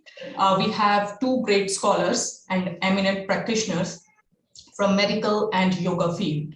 First of all, we have Dr. Satish Pathak. Dr. Satish Pathak is a recipient of various awards, such as Yoga Ratna Award, and has published various papers in eminent journals. He is very well known for his work in Yogic Kriya and Asanas. Currently, he is Assistant Director and Scientific Research Department, Kaivalya Dham, Associate Professor in College of Yoga, Kaivalya Dham, Vice Chairman of Indian Yoga Association, and member Scientific Advisory Committee at Ministry of Ayush, Government of India. So we have our second chairperson today, Dr. Neeta Dalal, a very well-known gynecologist from Saifi Hospital and Breach Candy Hospital. She's a consultant there, and she also have a huge list of achievements and awards. To brief some, I have listed here. She's an ex-associate professor at LTMG Hospital and LTM Medical College, president of Mumbai Menopause Society, and a committee member of Abhiyan PCOS India. And she has special interest in menopause and PCOS. I welcome you both, eminent chairpersons, for today's event. Thank you so much for gracing this occasion. I hand over to you, Dr. Satish Pathak and Dr. Neeta Dalal, to introduce the speakers and taking over the session, please.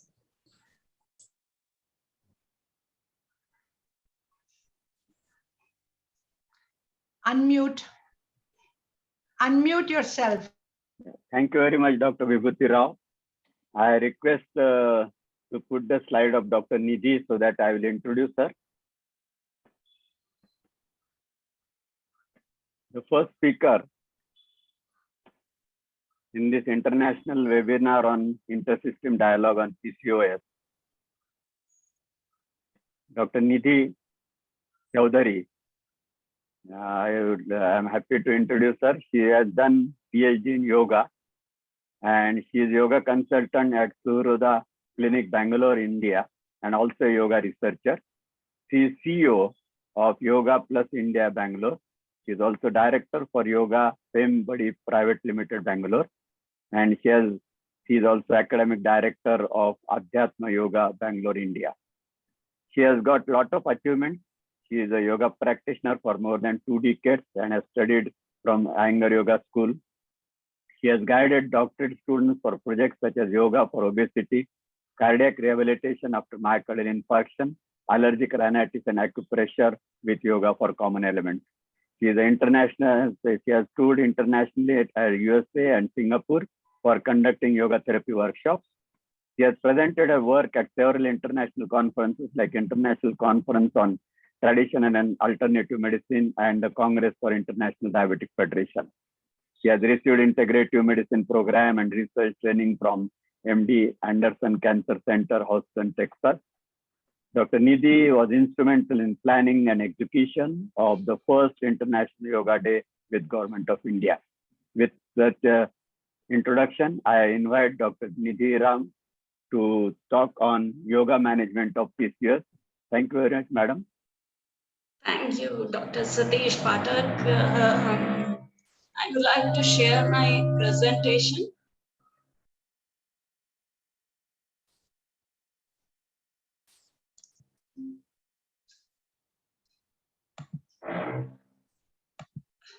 Okay. So my talk would, I guess, would continue from where Dr. Rama Vaidya left. And she has emphasized the importance of imbalance between the sympathetic and parasympathetic component of the body. And probably that would be the cause for PCOS, or is it a like symptom or after effect of PCOS, is where she left. And I would like to continue from there, bringing in the yogic understanding of a disease and yogic approach to the healing. We all know the PCOS, how it happens, and there are a lot of side effects which the person suffers with.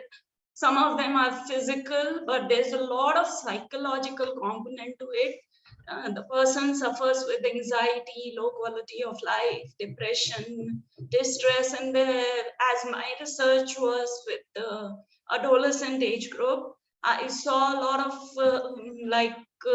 body image anxiety and depression associated with the symptoms like acne, hirsutism, hair fall, and that creates a lot of social dysfunction in their life.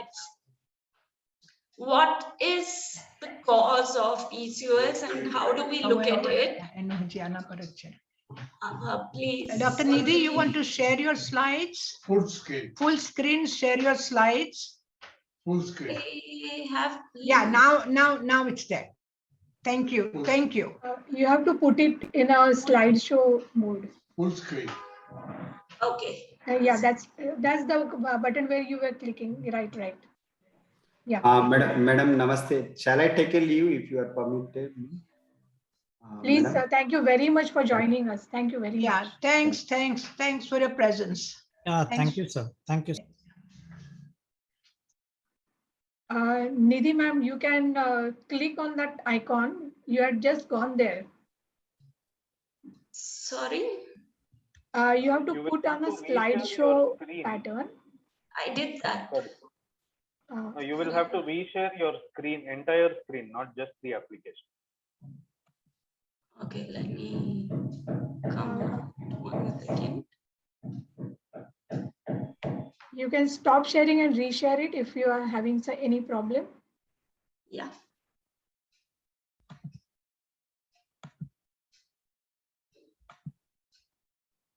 Okay.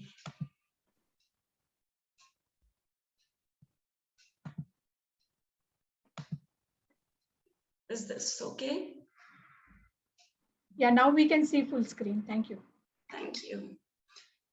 So how do we see the PCOS and what is the cause for it? So obviously the research is able to figure out that there are some genetic factors, there are some genes, family history where the girls in the next generation are more prone to develop PCOS. But there is a lot to do with the lifestyle. And as Dr. Ishwar Bashabreddy was saying, that whenever we talk about lifestyle, it doesn't mean only exercise or only trying to lose weight. There are 3 parts to it. It includes having an active lifestyle and not be sedentary, eating right. The diet also is one part of the lifestyle. And third is the stress management. How are you able to manage your mind? How is your thoughts, emotions affecting your day-to-day functioning? So all the 3 together come when we talk about lifestyle, and we are seeing that there are a lot of girls, young girls, adult women who are struggling with all these 3 areas. Sedentary lifestyle, low activity, low exercise, wrong eating habits, and sadly, no training in our education system to teach us how to manage our mind and emotion, how to deal with the stressful situations without letting it affect our health. And the management of PCOS, as we all know, it is stuck on metformin as one of the insulin sensitization medication. There's a lot of research done in the field of diet about how we can lose weight through different ways of dieting. A lot of research done even in the exercise area, where fat burning aerobic exercises. Recent research has shown that actually too much high intensity exercise also can be damaging and may not help the patient as much as compared to the research which was 15 years back talking about a lot of high intensity exercise for losing the weight. Sorry, one second. Now, this is one of the most important slide of my presentation, and this is the basis for the whole yoga therapy for PCOS. How do we look at a disease?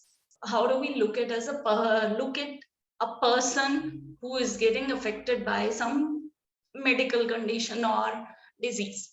So the Taittiriya Upanishad has given us a concept called Panchakosha Viveka, where it explains that a living being or a human being is not just what we see as the body, which is known as the Annamaya Kosha, the physical body, what we see outside. There is something subtle and beyond the physical body, which is like the Pranamaya Kosha, the life force, what we breathe in, what keeps us alive. Third one is the Manomaya Kosha, the mind, where we feel things, our emotions, our feelings. The fourth one is Vijnanamaya Kosha, in the sheath of our intellect, the capacity to judge between right and wrong, the intellectual capacity to be differentiating between right and wrong.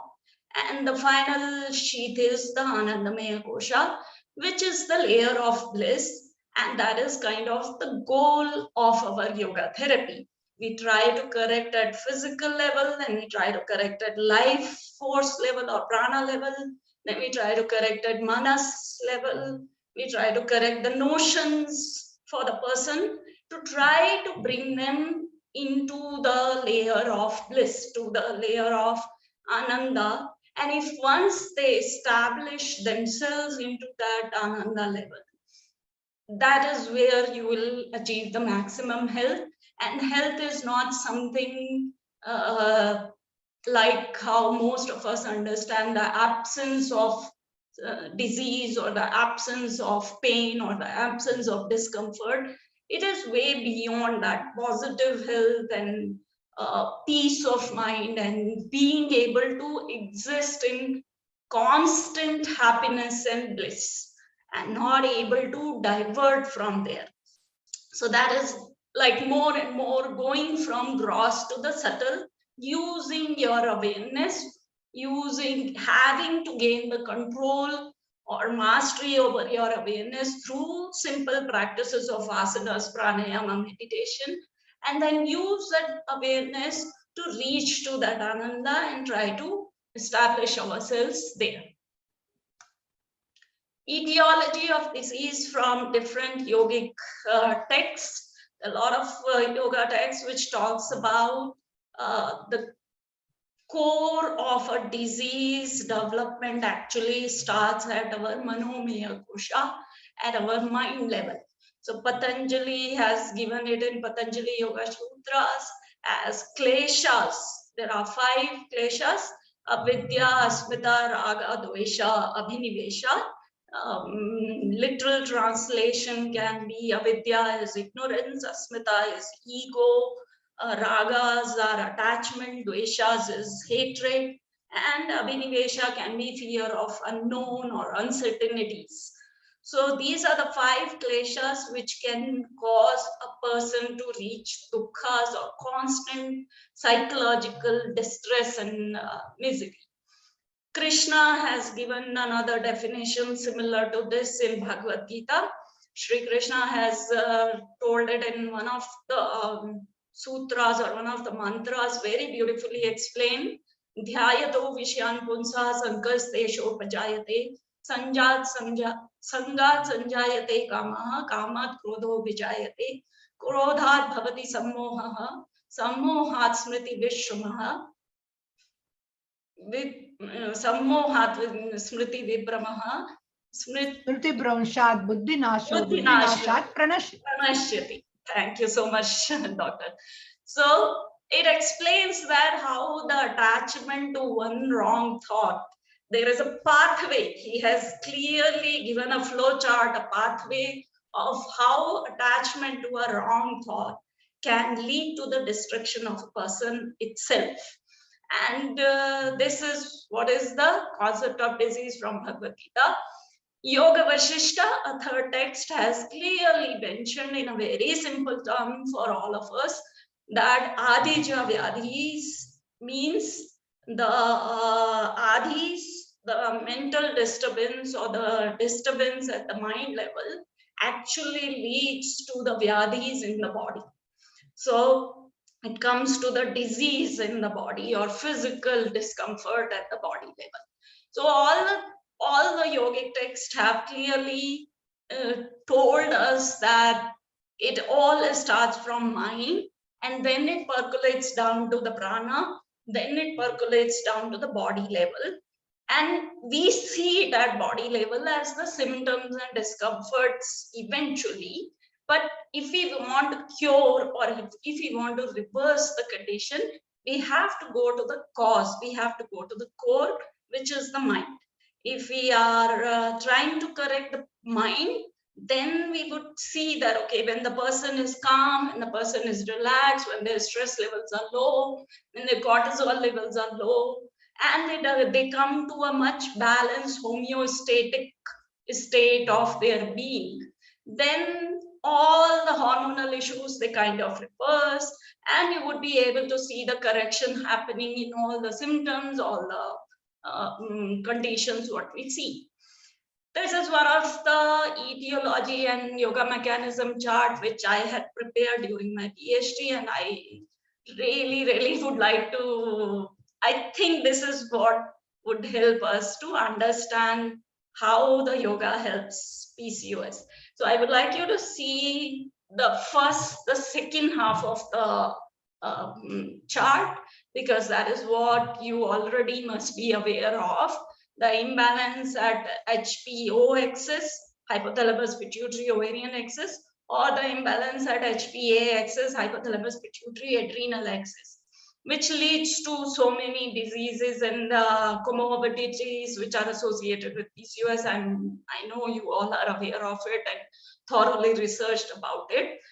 How yoga helps? Yoga brings about 3 effects, which are, it has one simpler exercise effect, which we all are aware of. When you stretch, when you do any form of exercise, it helps increase your metabolism and would probably help with obesity and all the metabolic disorders. The second effect is the rest effect of yoga. If I'm probably not able to bend, stretch, or do as much as shown in the yoga images, bending, twisting, and turning upside down. If I'm a person with so much comorbidity that I cannot do all of that, and probably I can just sit and focus on my breathing, I can work on my mind, I can do simple pranayama, relaxation, and some gentle movement, still I would be having a great benefit through the rest effect which I gain from practice of yoga, which helps in reducing the sympathetic activity in our body, which can help in correction in a lot of comorbidities which happens with these conditions. And then third is the balance effect which comes with yoga, which helps in correcting the hormones, the release of the hormones from our body through HPA or HPO axis. But what do we mean when we say that this rest effect or balance effect, or how do I do this correction at our mind level? What exactly yoga brings to the table when I say we need to reduce the stress, we need to correct notions, and we need to bring the person to the perfect health. What is it that yoga helps us there? So in a normal case where a person experiences a demanding situation, they develop a perception to the situation through the help of cortices. And then based on that perception, there'll be some limbic cortex part of the brain would be getting the person into this intrusive, repetitive speed. Let me give you an example. I'm sitting by here around my table and working on my computer. I see something moving by the window. I perceive it to be maybe it's a snake.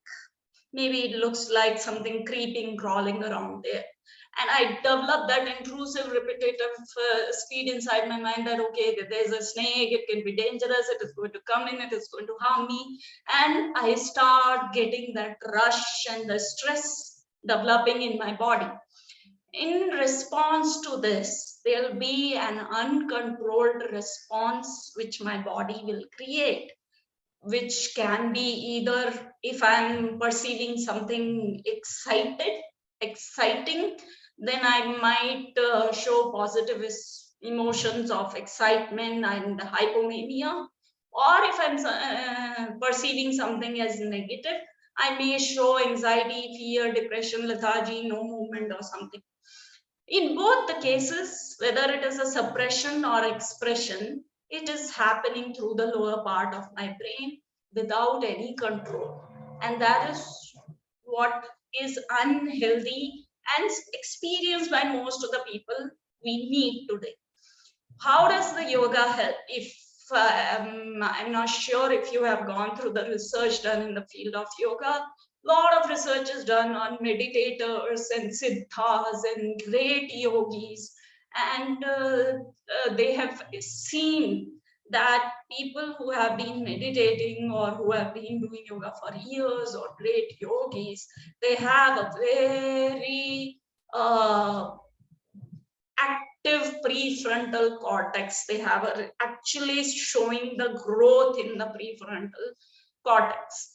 And that is the part of the brain which is going to help us bringing this mastery, mindful mastery over our responses. We avoid the repetitive speed. It slows down our mind, slows down our reactions, and develop a voluntary control over whether I choose to respond negatively or positively. But it will be well under control without leading to the physiological changes which comes with the uncontrolled response when I show on my body. So this is where the yoga helps at the mind level.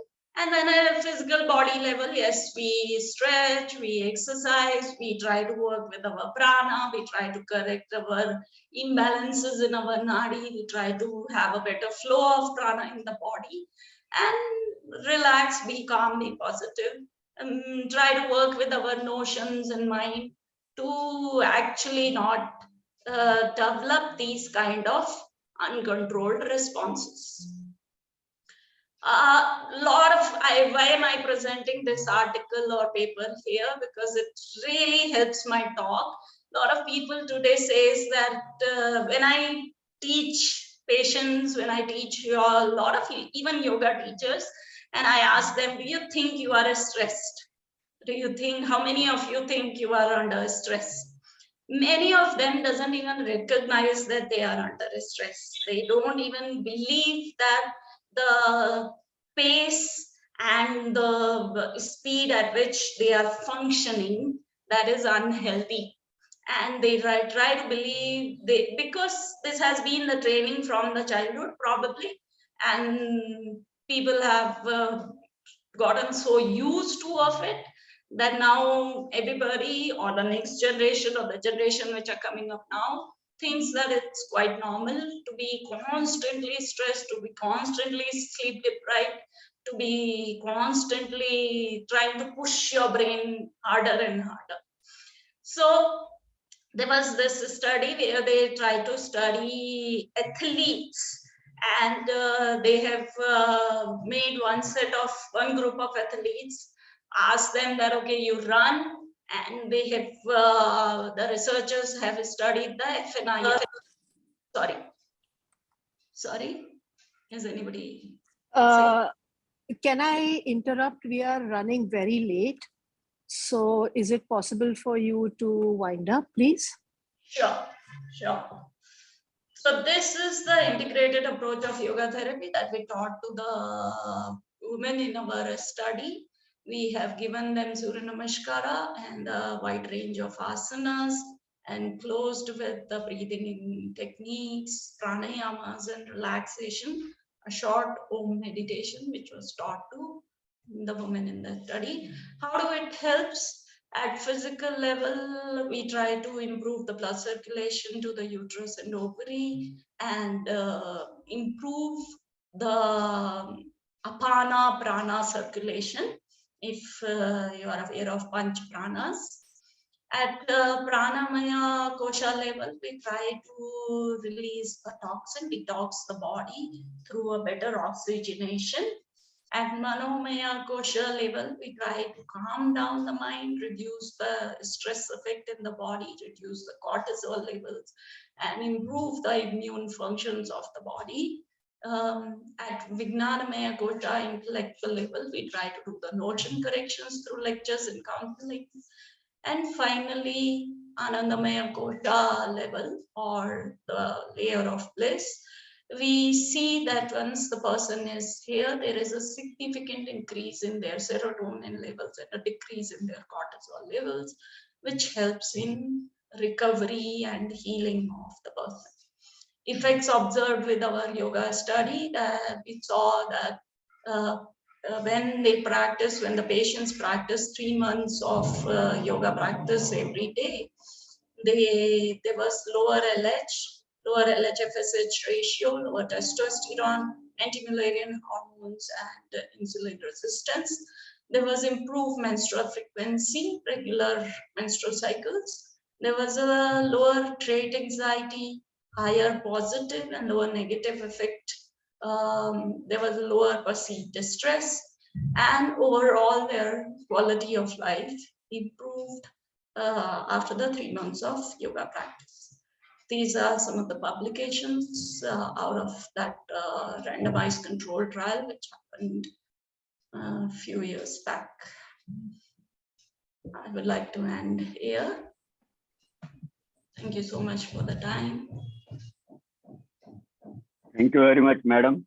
I know it is a very vast topic, difficult to cover in 10 minutes, but because of the time, we have to restrict ourselves. Anyway, you have heard quite a bit of etiology and pathology from allopathic point of view, also from text from Patanjali and Krishna and Vasishtha, and also you have talked on yogic management. Thank you very much, madam.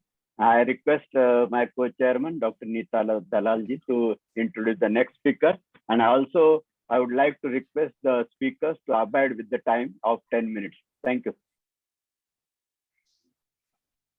I would like to introduce Dr. Vibhuti Rao. She is our next speaker. She is a PhD scholar from NICM, Western Sydney University, and has one of the early PhD works on Ayurveda and yoga in PCOS in Australia.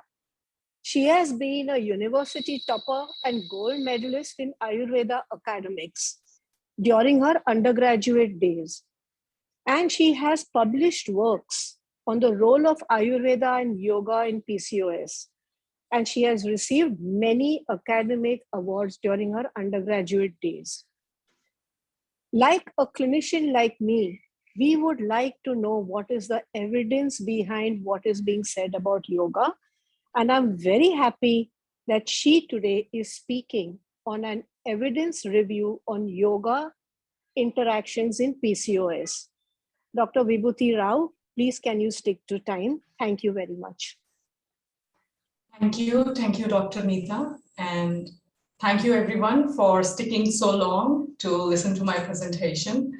It's a great honor to be here on this occasion, and I start my presentation the current evidence review. This will be a little bit of critical analysis. So I would need your attention, and then your remarks, your chairperson's remarks would be very helpful for us to frame this future evidence on yoga. Well, why are we meeting today? Like, why it is such an important topic today is I think very well everybody knows that PCOS is a very complex syndrome. I highlight here a very important thing, which is a social syndrome. I think we know it is physical, sexual, psychological, but it's also a social syndrome. There is a lot of stigma associated with PCOS in societies, and especially if you come from a particular cultural background, it's very profound. And in India or in other countries, we do have plural systems of medicines where alongside the conventional medicines, we do have other systems of medicine. Could be traditional systems of medicine such as Ayurveda, yoga. They are practiced in their countries, and consumers do, or the patients with PCOS or women with PCOS do approach such practitioners to relieve their symptoms. Yoga is considered as a mind-body therapy. It is an emerging lifestyle treatment method and has demonstrated promising results in managing various chronic health conditions. And there is a paper which has analyzed that yoga is not just an exercise, but it has multi-dimensional aspect to it. Yoga could be an effective, affordable option for women with PCOS to manage their symptoms at different stages of their life. The study comparing the effects of yoga and exercise seems to indicate that in both healthy and diseased population, yoga may be as effective or better than exercise at improving a variety of health-related outcome measures. This is just a slide to summarize that we have yoga practice. When we call about yoga, it is not just asanas or a particular technique. It's like a holistic approach which we are providing to women with PCOS, which may have postures, asanas, different breathing techniques, relaxation, and meditation, which could be a part of a fitness, self-regulation, awareness, and spirituality as well. So many women with PCOS come to yoga for different purposes, but at the end of the day, we have improved global functionality. And that's the whole purpose of yoga. So where does the yoga sit? We had in 2018 international evidence-based guidelines from Monash University, and they suggested that lifestyle is the first line of treatment for women with PCOS. And there was a term called yogic gymnastic. This was the word used actually, yogic gymnastic. They didn't highlight it just the whole purpose of yoga in that, but yogic gymnastic was suggested as a moderate intensity exercise for women with PCOS.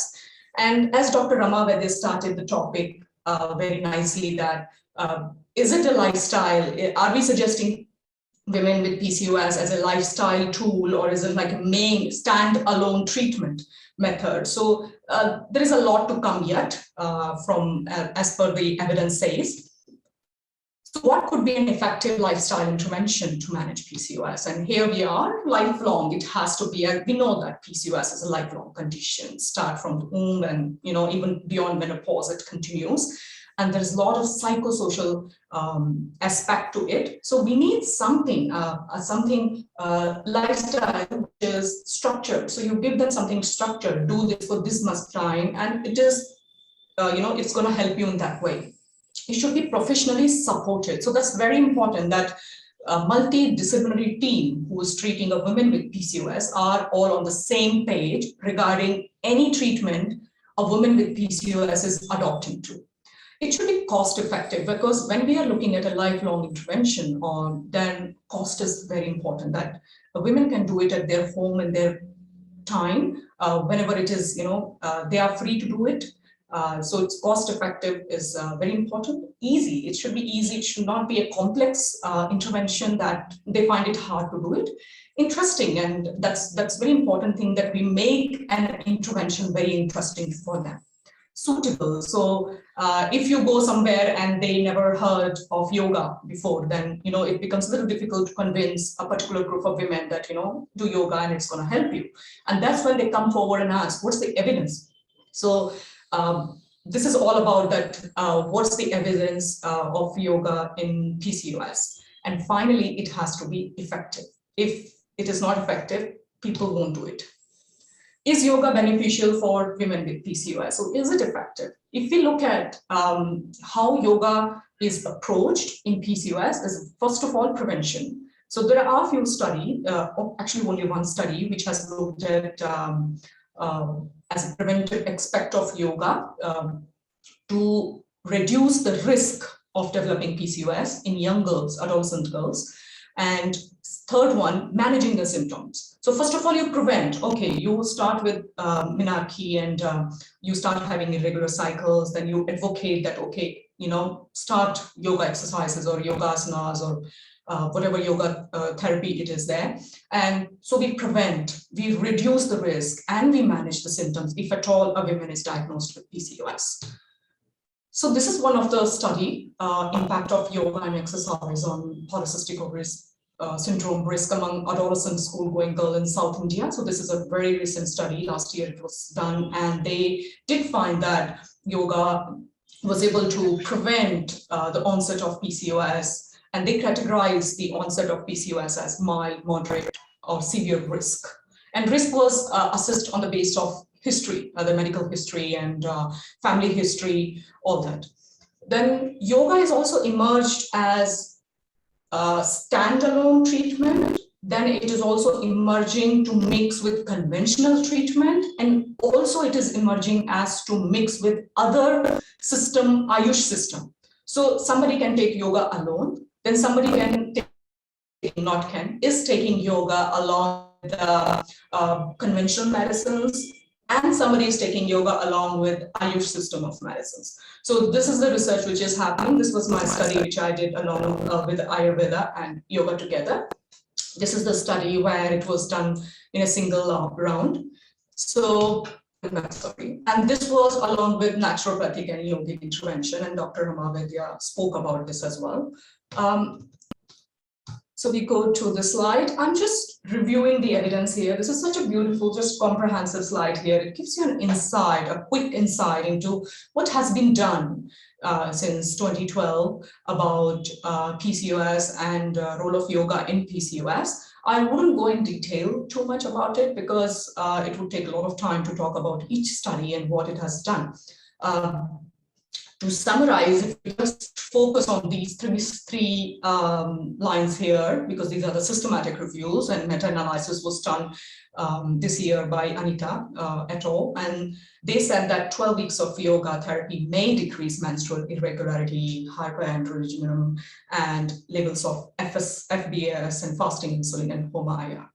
So this is just an emerging field, so evidence is just building up in this area. But it is also suggesting that it may, it's not very much proven, it may. So this lead that I'll give you another slide, which is very summarized, that yoga in PCOS, if people who are into research, they would know that it reduces anxiety levels by 24%. I'm giving you figures because people do like figures sometimes. 55 reduction in symptoms of depression, emotional well-being improves by 44%, and it lowers your free testosterone levels, 45% correction in menstrual disorders alone, and so on. Finally, this is the crux of my talk today, is about future directions. Like why we as researchers in PCOS, coming from complementary medicine background, what we are looking at, like who is suggesting or providing yoga therapy. So if I am a woman with PCOS, who do I approach that I want to do yoga? Or is it suggested by medical fraternity? Or is it suggested by a yoga therapist? Or is it suggested by Ayush practitioners? So who is suggesting, and also who is providing yoga therapy? That's very important questions when we go for research in PCOS. Second is accessibility for women with PCOS, accessibility of yoga. So generally women says, yoga is good, do yoga. And I just join, for example, if imagine I have PCOS and I just join a nearby class, yoga class, which is running by, and they are providing yoga classes, general yoga classes, not for PCOS though. And I join that class and I suddenly feel okay about it. But I think we need to be very specific that what kind of asanas, what kind of yoga therapy should be given to women with PCOS. So is yoga effective for all PCOS phenotypes? We very well know that there are certain phenotypes also associated with PCOS. So are you giving the same yoga therapy to all the women with PCOS, or it has to be divided based on their symptoms dominancy? So it's a very important question again. What kind of yoga? So when we talk about yoga, there are varieties of yoga, Raja Yoga, Hatha Yoga, and Ashtanga Yogas. Just the meditation, just the asanas. So what we are actually looking at, that's very important that we specify that which yoga in which PCOS phenotypes, what technique and how it works. So then we go in detail of yoga, that what technique did we use or do we use, and how does it really work with women with PCOS? And very important again, dosage. That's a very vague criteria I have come across when I reviewed the literature, that there is no specific dosage of, when we talk about an intervention, we look at dosage, like how much yoga, of how much exercise, for how many minutes, for how long duration. Is there any gap when we do asanas? Is there any gap that in terms of, is it weekly, is it bi-weekly? So more details on that. Managing withdrawals is a great challenge. So a lot of studies, they start with very high participants numbers, but they end up assessing very few because, committing yourself to something longer duration is a very difficult task. And even to manage participants for a researcher is a very huge task. Carry-on effect of yoga, and this was suggested to me by Dr. Rama Vaidya when I spoke to her about systematic reviews, that is it that people do yoga and then there is a carry-on effect over it that, that carries on and that makes a person healthy in a longer term of time, or is it the real effect of yoga? So I'm not questioning that yoga is effective, not effective. I'm just trying to understand the technique behind it and how it is helping women with, or how it can help women with PCOS. None of the studies actually, they report associated adverse events, and that's very important that we do that in future research. And we know that it is safe. Safety has to be assessed as well, that is yoga safe for women with PCOS of this particular symptoms or this particular phenotype. We know that quality of life overall improves. So that's what we need to look for, that yoga can improve the quality of life with women with PCOS. So these are just my final some questions which I would like you to go through and throw your suggestions. As a researcher, I would be very interested to get your feedback on this. And I thank everyone for giving me this opportunity to present here and talk to you about my research in yoga and PCOS. Thank you so much. Thank you so much, Dr. Rao. That was really a very good presentation. So we have some evidence and we look forward to much more in future. Thank you. Next speaker. Thank you very much. I will request to put the slide of Dr. Nathu.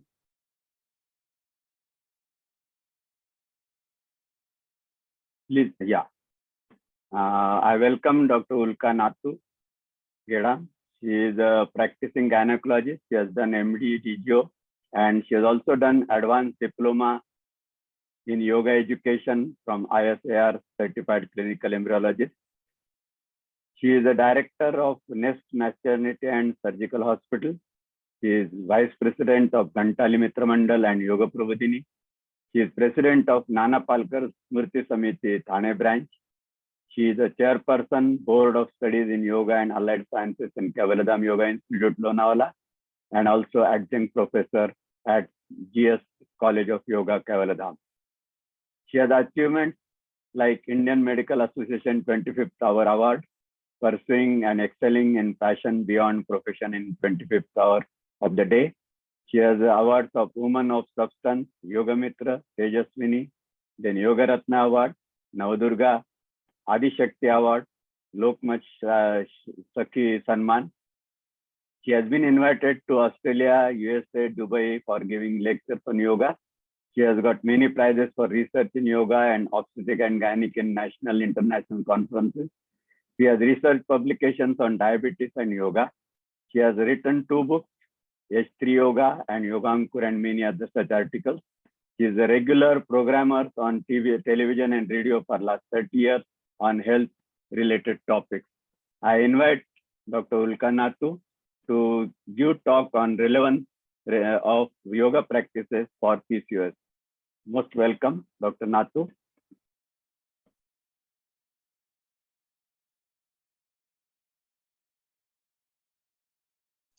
Unmute.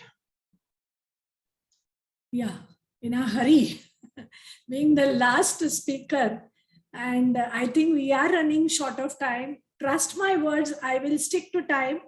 In sharp 10 minutes, I will try and not wind up, but try and cover all the important points in the subject. So,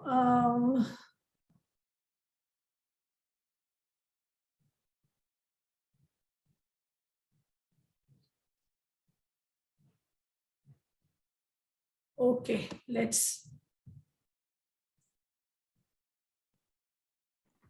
Madam, you can find the icon below also if we are trying to make it full screen. Yeah. Down below that. Next, madam, next. Next to it. Next to it. And this is slides, reading view. And next. Slideshow. Yeah, this one. Slideshow. Okay, thanks. Yeah.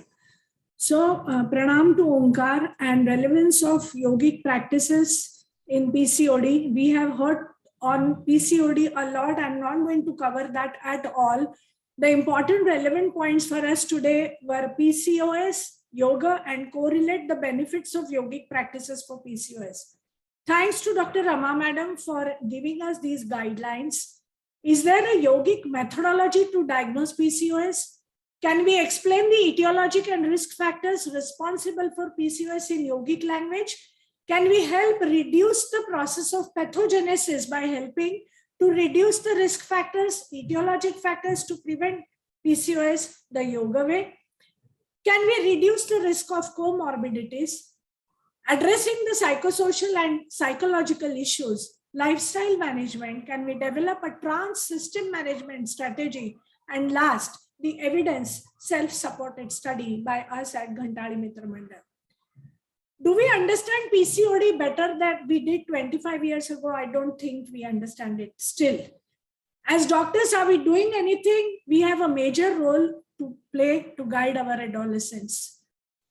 A wave in the ocean is at the cost of hollow elsewhere. This is by Swami Vivekananda. So PCOD, I think it falls in the same lines that there is some lack of something somewhere, and that is why, as a compensation, there is a tide somewhere, full tide somewhere. There is no system of diagnosis in yoga because yoga is not a strategy which was developed for treatment. So yoga is not a science of therapy. Therapy is a byproduct of yogic practices. Diagnosis of PCOD, all of us know, is by exclusion by applying Rotterdam criteria. The risk factors, all of us are very much aware of this. The universal truth is there are limitations to modern medicine. There is no universal treatment for PCOD. The treatment is symptom oriented. And other than lifestyle recommendation, patients with mild symptoms might not require any intervention. No drugs are currently approved specifically for PCOS. Targets for pharmacological treatment, we know that is for androgen excess or for oligoovulation or for maybe insulin resistance. And treatment should be chronic along with dynamic and adapted to changing circumstances and personal needs. These are guidelines by RCOG. So what is our role of our ancient wisdom? Yoga, as I just said, is not a system of therapy, but it's a method of living with sense and science. Let us spread this message that is a true message of yoga. So yoga, as the yoga lovers and practitioners believe, is an integration and harmony between the thoughts, words, and deeds, or between the head, heart, and hands. It's a value-added, enriched lifestyle. a woman's body is not only anatomical, but there is a spiritual angle to it, which was discussed earlier by Dr. Nidhi. That is Annamaya, Pranamaya, Manomaya, Vijnanamaya, and Anandamaya Kosha. I'm not discussing that in detail. What is most important is understanding, experience, and appreciation of yoga, which can convert the practice to culture. Let's not become only the true yoga practitioners for half an hour of the day. Let it get imbibed in your thoughts and behavior as a yogic culture or a yogic lifestyle. And for this, sincerity, seriousness, and commitment in the sadhana is extremely important, says Swami Niranjanananda. Yoga can help PCOD in many ways. We all know that very well by now, that better control of stress, change in the attitude and change in food habits, correction of circadian rhythm, hormonal status, everything we know what can be achieved by yoga. But how do I do it? That is the most important question. How do I try to imbibe the principles of yoga in my personal life? I know what obesity and PCOS, the relationship. What is obesity doing to PCOS and what is obesity in PCOS resulting in? I'm not going into the details, but let us understand, if I do yogic practices with sincerity, seriousness, and commitment, it affects a lot of plethora of biologically active adipokines such as leptin, adiponectin. That is what was mentioned by Dr. Ramavaidya with tumor necrosis factor, interleukin 6. And they are known to be involved in a lot of pathological processes. There are a lot of means which a youngster knows as a fitness exercise. Now, are we doing yoga only for physical fitness? This is all the chart of fitness, where you have a lot of other modalities of exercise. But where are the yogasanas in this? They are into endurance, hygienic exercises, and that is what is yogasanas. But with yogasanas, you're not doing only physical exercise. With yogasanas, what you are trying to achieve is tato dvandvan abhigataha. That is what is the principle Patanjali has discussed. You are trying to get over the dualities in life, the stress in life. Ashtanga yoga, all the limbs helping dealing with stress. Trust my words. Yama, niyama, asana, pranayam, pratyahar, dharana, dhyan. Everything has a therapeutic angle. We have not experienced samadhi as yet, so I have not included the 8th limb of Ashtanga yoga in this. But let us understand, practicing yama is equally important. Ahimsa. If I'm angry with somebody, if I've cursed somebody early morning and I've had a fight with my husband, by no way I can practice any asana which might be helpful for me for my PCOD. Maybe if I just sit in Sukhasan and not do Sarvangasana or Viparit Karni with a totally thoughtless state of mind, that will have better benefits or effects, rather than performing difficult asanas with a disturbed state of mind. So what is most important is culturing the attitude with which you are performing any practice of Ashtanga yoga. Now, role of pineal is extremely important. I'm not going into the details, but melatonin is something which we are neglecting, which is related with the circadian rhythm. In fact, melatonin is incorporated as in the tablet forms when we are inducing ovulation. Now, this effect of melatonin on estrogen and progesterone receptors also has been studied. Now, it is proved beyond doubt that an irregular lifestyle is known to give rise to increased number of estrogen receptors on estrogen uterus, which is what is the precursor of the fibroids, the endometriosis, and the PCOD. So all this is related to lifestyle. So let us correct the lifestyle. Now, before correcting the lifestyle, let us understand what life is. So that is what all the yogic philosophy is about. So let us try learning it from the scratch, so as to we'll be able to imbibe it in our lifestyle. The other comorbidities, they come hand in hand by default. So infertility, complications in pregnancy, diabetes, type 2 diabetes, cardiovascular risk, depression.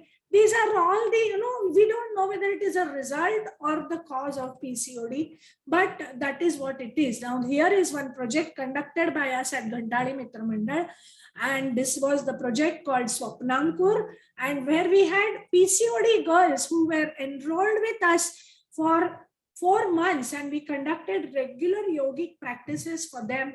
And these are some of the pictures. These are the girls who were enrolled in the study. Lot of the yogic module was applied, and including the asanas, pranayam, nada yoga, yoga nidra, everything was applied to these girls in 1 hour, 1 to 1.5 hour session every day. And I'll tell you, this research was presented in one of the national gynec conference, and it has won the first prize for the best result, for the best research in gynec. So the number of follicles, you can see the ruptured follicles, the perifollicular flow, the vascularity, the endometrial thickness, the resistive index, and the anxiety scores. They all have shown the significant p-value. Now we have another project of 85 PCOS girls who are under yoga therapy and who are under the sleep study also. We are giving them some practices which are helping them improve the quality of their sleep, improve the quality of life. So this is all, the personal experience. I can say that all the patients, whoever I come across as PCOD patients, definitely the yoga therapy module is something which is incorporated by default for all of them. We know this access from Speroff textbook of endocrinology. All the 4 compartments you can see, all asanas have a definitely the effect on the visceral decongestion. The second compartment, that is ovary, that is also benefited beautifully by practice of asana. See, by default, the correction of hormonal status is the result of the cooling down of the mind. So everything is sort of, interrelated. So ovary is benefited, anterior pituitary is benefited, the hypothalamus is benefited. Why? Because the limbic system is getting affected because of good practice of yoga. That is because of nada yoga, pranayam, everything. So pranayam, pratyahar, dharana, dhyan, everything has an impact on hypothalamus, and of course the central nervous system or the frontal lobe. So yoga has an effect on physical, mental, emotional, and spiritual level. I am not going into the detail of what every practice at physical, mental, emotional, spiritual, social, and dietary level is going to do, but you have to trust my words blindly that it has a direct impact on all systems. So this effect of stress on HPO axis, which is showing the target organs getting affected, after the yogic practices, the arrows go up and they move towards stabilizing the mental state, a tranquil state of emotion. And yes, then you understand what is spirituality. Spirituality is, nothing, but, we start practicing all this at a later age in life, unfortunately, but it is something which an adolescent should be exposed to, because it is something which is, the hidden meaning of it is introspection. What is the point of introspection at the age of above 60? You must teach the child to introspect, to minimize the errors in life when the child is young. So integration is key to success. The only certainty that works in human body is uncertainty. Modern medicine just tries to predict the unpredictable. So we have to incorporate the other modalities to reach the root cause of the problem and eradicate it completely. Let us not have tall claims that we allopathics only have the best in this world. As Ayurvedic physicians, let us not claim that our science is old and ancient and we give the best. Let us have the combination of everything, the beautifulest of the beautiful thing from every faculty of medicine, from yoga. I'm not putting yoga in the therapy category, but when we combine all this, we can give the best to the world, to all our youngsters. This is a famous poem by Rabindranath Tagore. If I can't make it through one door, I will go through another door, or I will make a door. Something terrific will come, no matter how dark the present. I think it holds true for PCOS. I thank you all for the patient hearing. I know I was the last speaker, but still, thanks a lot for waiting till I finish. And once again, thank you, Rama Madam. Thank you everyone for giving me this wonderful opportunity to share my views and thoughts with you all. Thank you. Excellent, excellent. Thank you very much, Madam. You tried to abide with the time. and you have tried to cover most of the points in that 10 minutes. And also one important message, which I would like to tell in my comments. But before that, I would request my co-chairman to put their remarks, then I will give my remarks. Thank you very much. I think that this second session has been excellent. And for a clinician like me, who's purely allopathic and who has more questions than answers, what is the evidence? How much does this work? I think this conference has gone a long way in telling me a lot of what can be done if all the different systems of medicine come together. It's a much better outcome than only if we blindly stick to one system of medicine. I think those are my remarks. Okay, thank you very much, madam. Giving concluding remarks, most of the speakers, they have covered very beautifully the etiology, pathology, then how we can do with that, and how yoga can help, and how the yogic practices can also have effect at different levels. I would like to congratulate all the three speakers for giving very beautiful narration of the PCOS and how we can help people to get rid of the PCOS. I would like to thank and special mention to Dr. Nathu's comment that keep our ego away. It's not that every pathy has got its own limitations, and every pathy has got something good. So let us take everything good from all the pathies and treat the PCOS patient who are suffering. Now, I would like to add one more thing. As we have gone into details that PCOS is it is more psychosomatic, acting at mind as well as the physical level. So yoga has got a holistic approach. So if I want to talk on yoga, I will say that it should be used not as a, I have done yoga for PCOS because Dr. Pathak has told or Dr. Nathu has told, so 1 hour I do it and forget about it. It should not be. It should be a yogic style, lifestyle. So imbibe yoga. So I would request that we should make a statement, or we should run after that, that we should use yoga as a preventive, curative, and adjuvant. So preventive will be targeting the school children when they are still not exposed to the new lifestyle and new amenities. So there and there only you can curb their habits, and that will be better so that they will not develop PCOS in their adolescent life. So, and for developing the interest into the yoga to the school children, we have to formulate the yoga model in such a way that they will develop interest in that. So that will be the preventive. Then curative, as I told that let us combine all the patches and give the good result so that the PCOS can be controlled. And adjuvant, we can add all the, suppose if she is taking allopathic treatment, let her continue, but you can add the yogic treatment as adjuvant, and this will help to cure most of the PCOS, because as it is coming up, emerging a major problem in adolescent girls. So I hope with this, I will conclude that let us use yoga as a lifestyle, yogic style, and not only for just 1 hour or 30 minutes to be done, and also take the important this treatment modalities from other patches so that we can get good results. Thank you very much.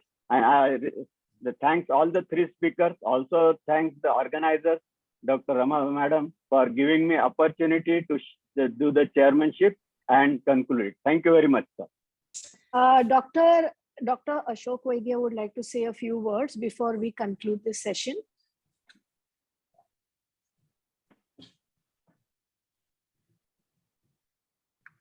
Sir, you have to unmute yourself. We can't hear you. At the outset, I congratulate all of you for an open mind to discuss a major pandemic in India. But I would like to make some corrections as a senior practitioner of yoga and also a scientist, as a clinical pharmacologist of almost 50 years standing. Satish and Ulka will be very happy to know that last 10 days I am with Swamiji. Swami Kobulayanandji. And I had the pleasure of his darshan also at Bombay.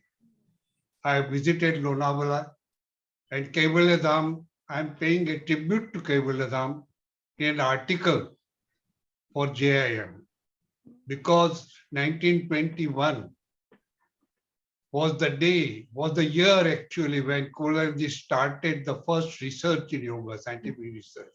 So it's a century.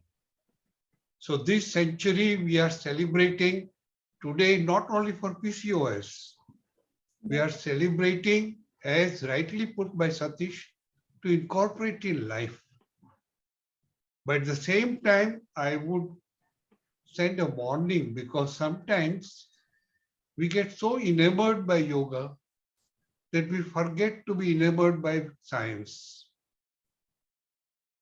And particularly for Ulka, I would like to say, because she did mention the drawbacks of modern medicine. She mentioned that it wants to predict everything. Nothing is predictable. But we have not to stop at stress at hypothalamus. So I would like the group to know our work, particularly Vidita's work and our work on hippocampus, and how hippocampus is involved in chronic stress, and how hippocampal connection with prefrontal cortex and hippocampal connections with hypothalamus are involved in terms of vagal and sympathetic control. And as I'm reading the book written by no less than Tiwari ji and a group, is an amazing biography. I would recommend all of you to not study it. Please make it a Bible, because all the documentation excellently put. And I'm going to talk to Subodh ji also. What I would like to stress is, please appreciate the cutting edge of science. And I'm very sorry. I'm sorry because I've been involved in consciousness research. I've been involved in Kundalini research. I've been involved in Samadhi research. And I've also interacted with the masters of yoga, Siddha yogis.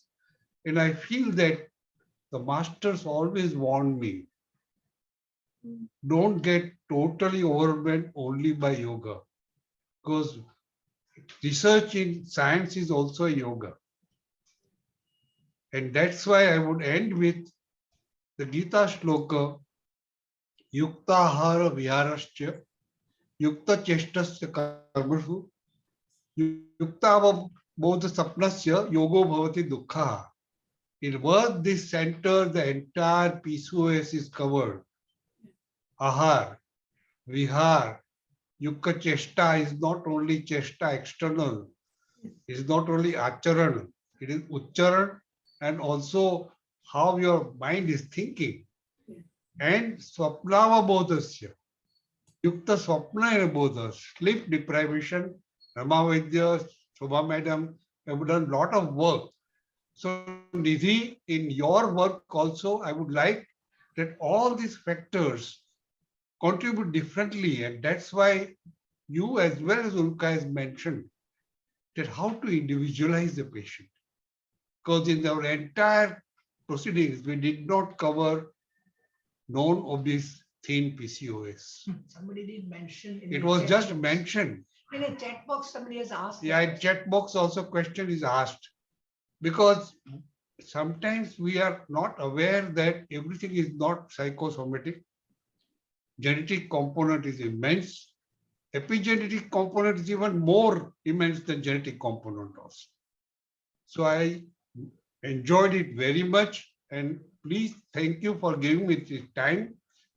But I will be very happy if Satish, Ulka, the inheritors of Swamiji, the inheritors of Dr. Vinekar, whom I had interacted with. I had interacted with Dr. Vaya and Dr. Vinekar, research going on at Lonavala, which I've always appreciated.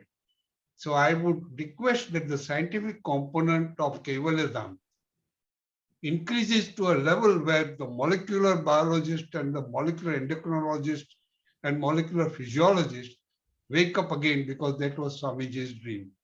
Yes. Thank you very much. Thank you very much, sir, for your precise message and inspiration for us to do some more research in this field. I will definitely take it ahead. Thank you, sir. Thank you, Dr. Pathak and Dr. Neeta Dalal for gracing this second session as a chairpersons. And we move on to vote of thanks now. And I would like to invite Dr. Anushri Patil for giving vote of thanks. Dr. Anushri Patil is a scientist at ICMR and IRRH-PDC, and she is a member of Mumbai Obstetrics and Gynecologist Society. I would like to invite Dr. Anushri Patil for a quick vote of thanks, please. Thank you. Thank you, Dr. Vibhuti. It is indeed a privilege to give the vote of thanks at this international webinar on the intersystem dialogue to understand the perspective of yoga and naturopathy for the management of PCOS. It has indeed been an academic feast, and this will definitely also greatly contribute to the India-specific guidelines for the management of PCOS, which has been jointly developed by ICMR, NIRRH, and KHS-MRC product development centers. This is indeed a great beginning, and I will like to express our heartfelt gratitude to all our faculty and participants. We thank our mentors, Dr. Ashok Vaidya sir and Dr. Rama Vaidya madam, for this very important initiative and for the excellent presentations. I thank all our esteemed chairpersons, Dr. Geeta Balsalkar madam, Dr. Ashish Phadke sir, Dr. Satish Pathak sir, Dr. Neeta Dalal madam for chairing the sessions. We were indeed honored to have amongst us Dr. Ishwar Basarvadi and Dr. Caroline E. Thank you, sir and madam, for sharing your valuable insights. We express our thanks to all the stalwarts in the field of yoga, Dr. Nidhi, Dr. Vibhuti, Dr. Ulka Nathu for sharing their experiences. This has been a great teamwork, and we thank Dr. Shobha Udipi madam, Dr. Shobha Iyer, Dr. Shubhada, and everyone, and also Clarnet for organizing this international webinar. And this is definitely an important milestone for further research in the field of yoga and PCOS. Thank you, everyone. Anu, can we see you? Everybody, please put their own video. We can take a picture. This is a unique opportunity. Please. Yeah, Shobha, Virja, Nutan, yeah, everybody. Somebody is taking this picture, please. Yeah. All the speakers are here. Vibhuti, there. Shubhada is there. Caroline had to go because it must be now late in the evening there. So we can, we must have taken another picture and we can put that. And so the great, where is Anu is there. Yeah, Ashwin is there, Jason Madam is there. Great. Thank you. I've taken photographs. Thanks. Thanks, everybody. Thank you very much. May I just say one, I just want to make one statement. Please. I want to place on record, I did not deserve that thanks at all, Dr. Patil. But I want to place on record my immense gratitude and appreciation for Dr. Rama Vaidya's vision and the immense toil that has gone into organizing these intersystem dialogues. This, and of course, sir's support is always there, but this is a stupendous effort. It's path-breaking for the entire country. And ma'am, my sincere pranams to you. We are so fortunate that you are our mentor. God bless you. Thank you so much. Thank you so much. It always happens when we all are together. And I'm so happy that we all are together. And Neeta, I'm so glad because you had thought that it is on Wednesday, but Shubhada is an alert person of Shobha Iyer and others corrected that. So that was good. Very nice. Ulka, it was very nice to have you. And of course, Vibhuti and Nidhi and Nidhi, in spite of her really recent problems, that she has been here. And I think we have to continue to be together. Yes. And that should be also time, without any time, so relaxed. And then somebody has asked that we want to see all the postures, this, that. So anybody from here who have been on chat, I'm sure that the organizers will look into that chat box and questions. And both Shubhada, Vibhuti, Shubhayar, and Virja, and Nutan Madam, and others. A statement from the group. What? Sir is saying something, yeah. Dr. Ishwar wanted a statement from the group for recommendation to the Yoga Council and Ayush also. Yeah. Dr. Rajesh Kotecha would be very happy. Even the Minister and Prime Minister would be very happy if such a group makes a recommendation. Yeah. So we'll request Dr. Shobha Madam and our group under her leadership with Dr. Jayashree Joshi, Dr. Ashwini Kumar Raut, and Dr. Anushri, because they are looking into the, and I'm so glad that Dr. Nilima Kshirsagar on her own call this morning that I haven't received the link, and she remained present for quite some time. So that was very, very nice and was very good. Thanks, Anu. Thank you very much. Thank you. Thank you. Thank you. Thank you. Thank you. Thank you. Thank you. Thank you Bye. very much. Yeah. Thank you. And thanks Thank you, to who madam. has come today, Sonali, Sunaki, or who's there? Shalini ma'am.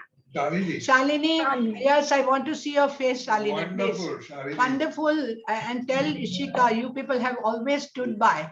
You know that platform that they are conducting, they don't allow anybody other than MBBS and MD. And we approach them and we say that you have always provided such a platform that you cannot deny. We are all together only. So they have been doing consistently. And so Clarinet, it was very, very nice that you have been with us and you've given grace time also. Thank you so much. Thank you so much. Thank you. Thank you so much. Thank you. Thank you. Thank you very much. Thank you. everybody. Thank you. Thank you. Thank you. Hmm?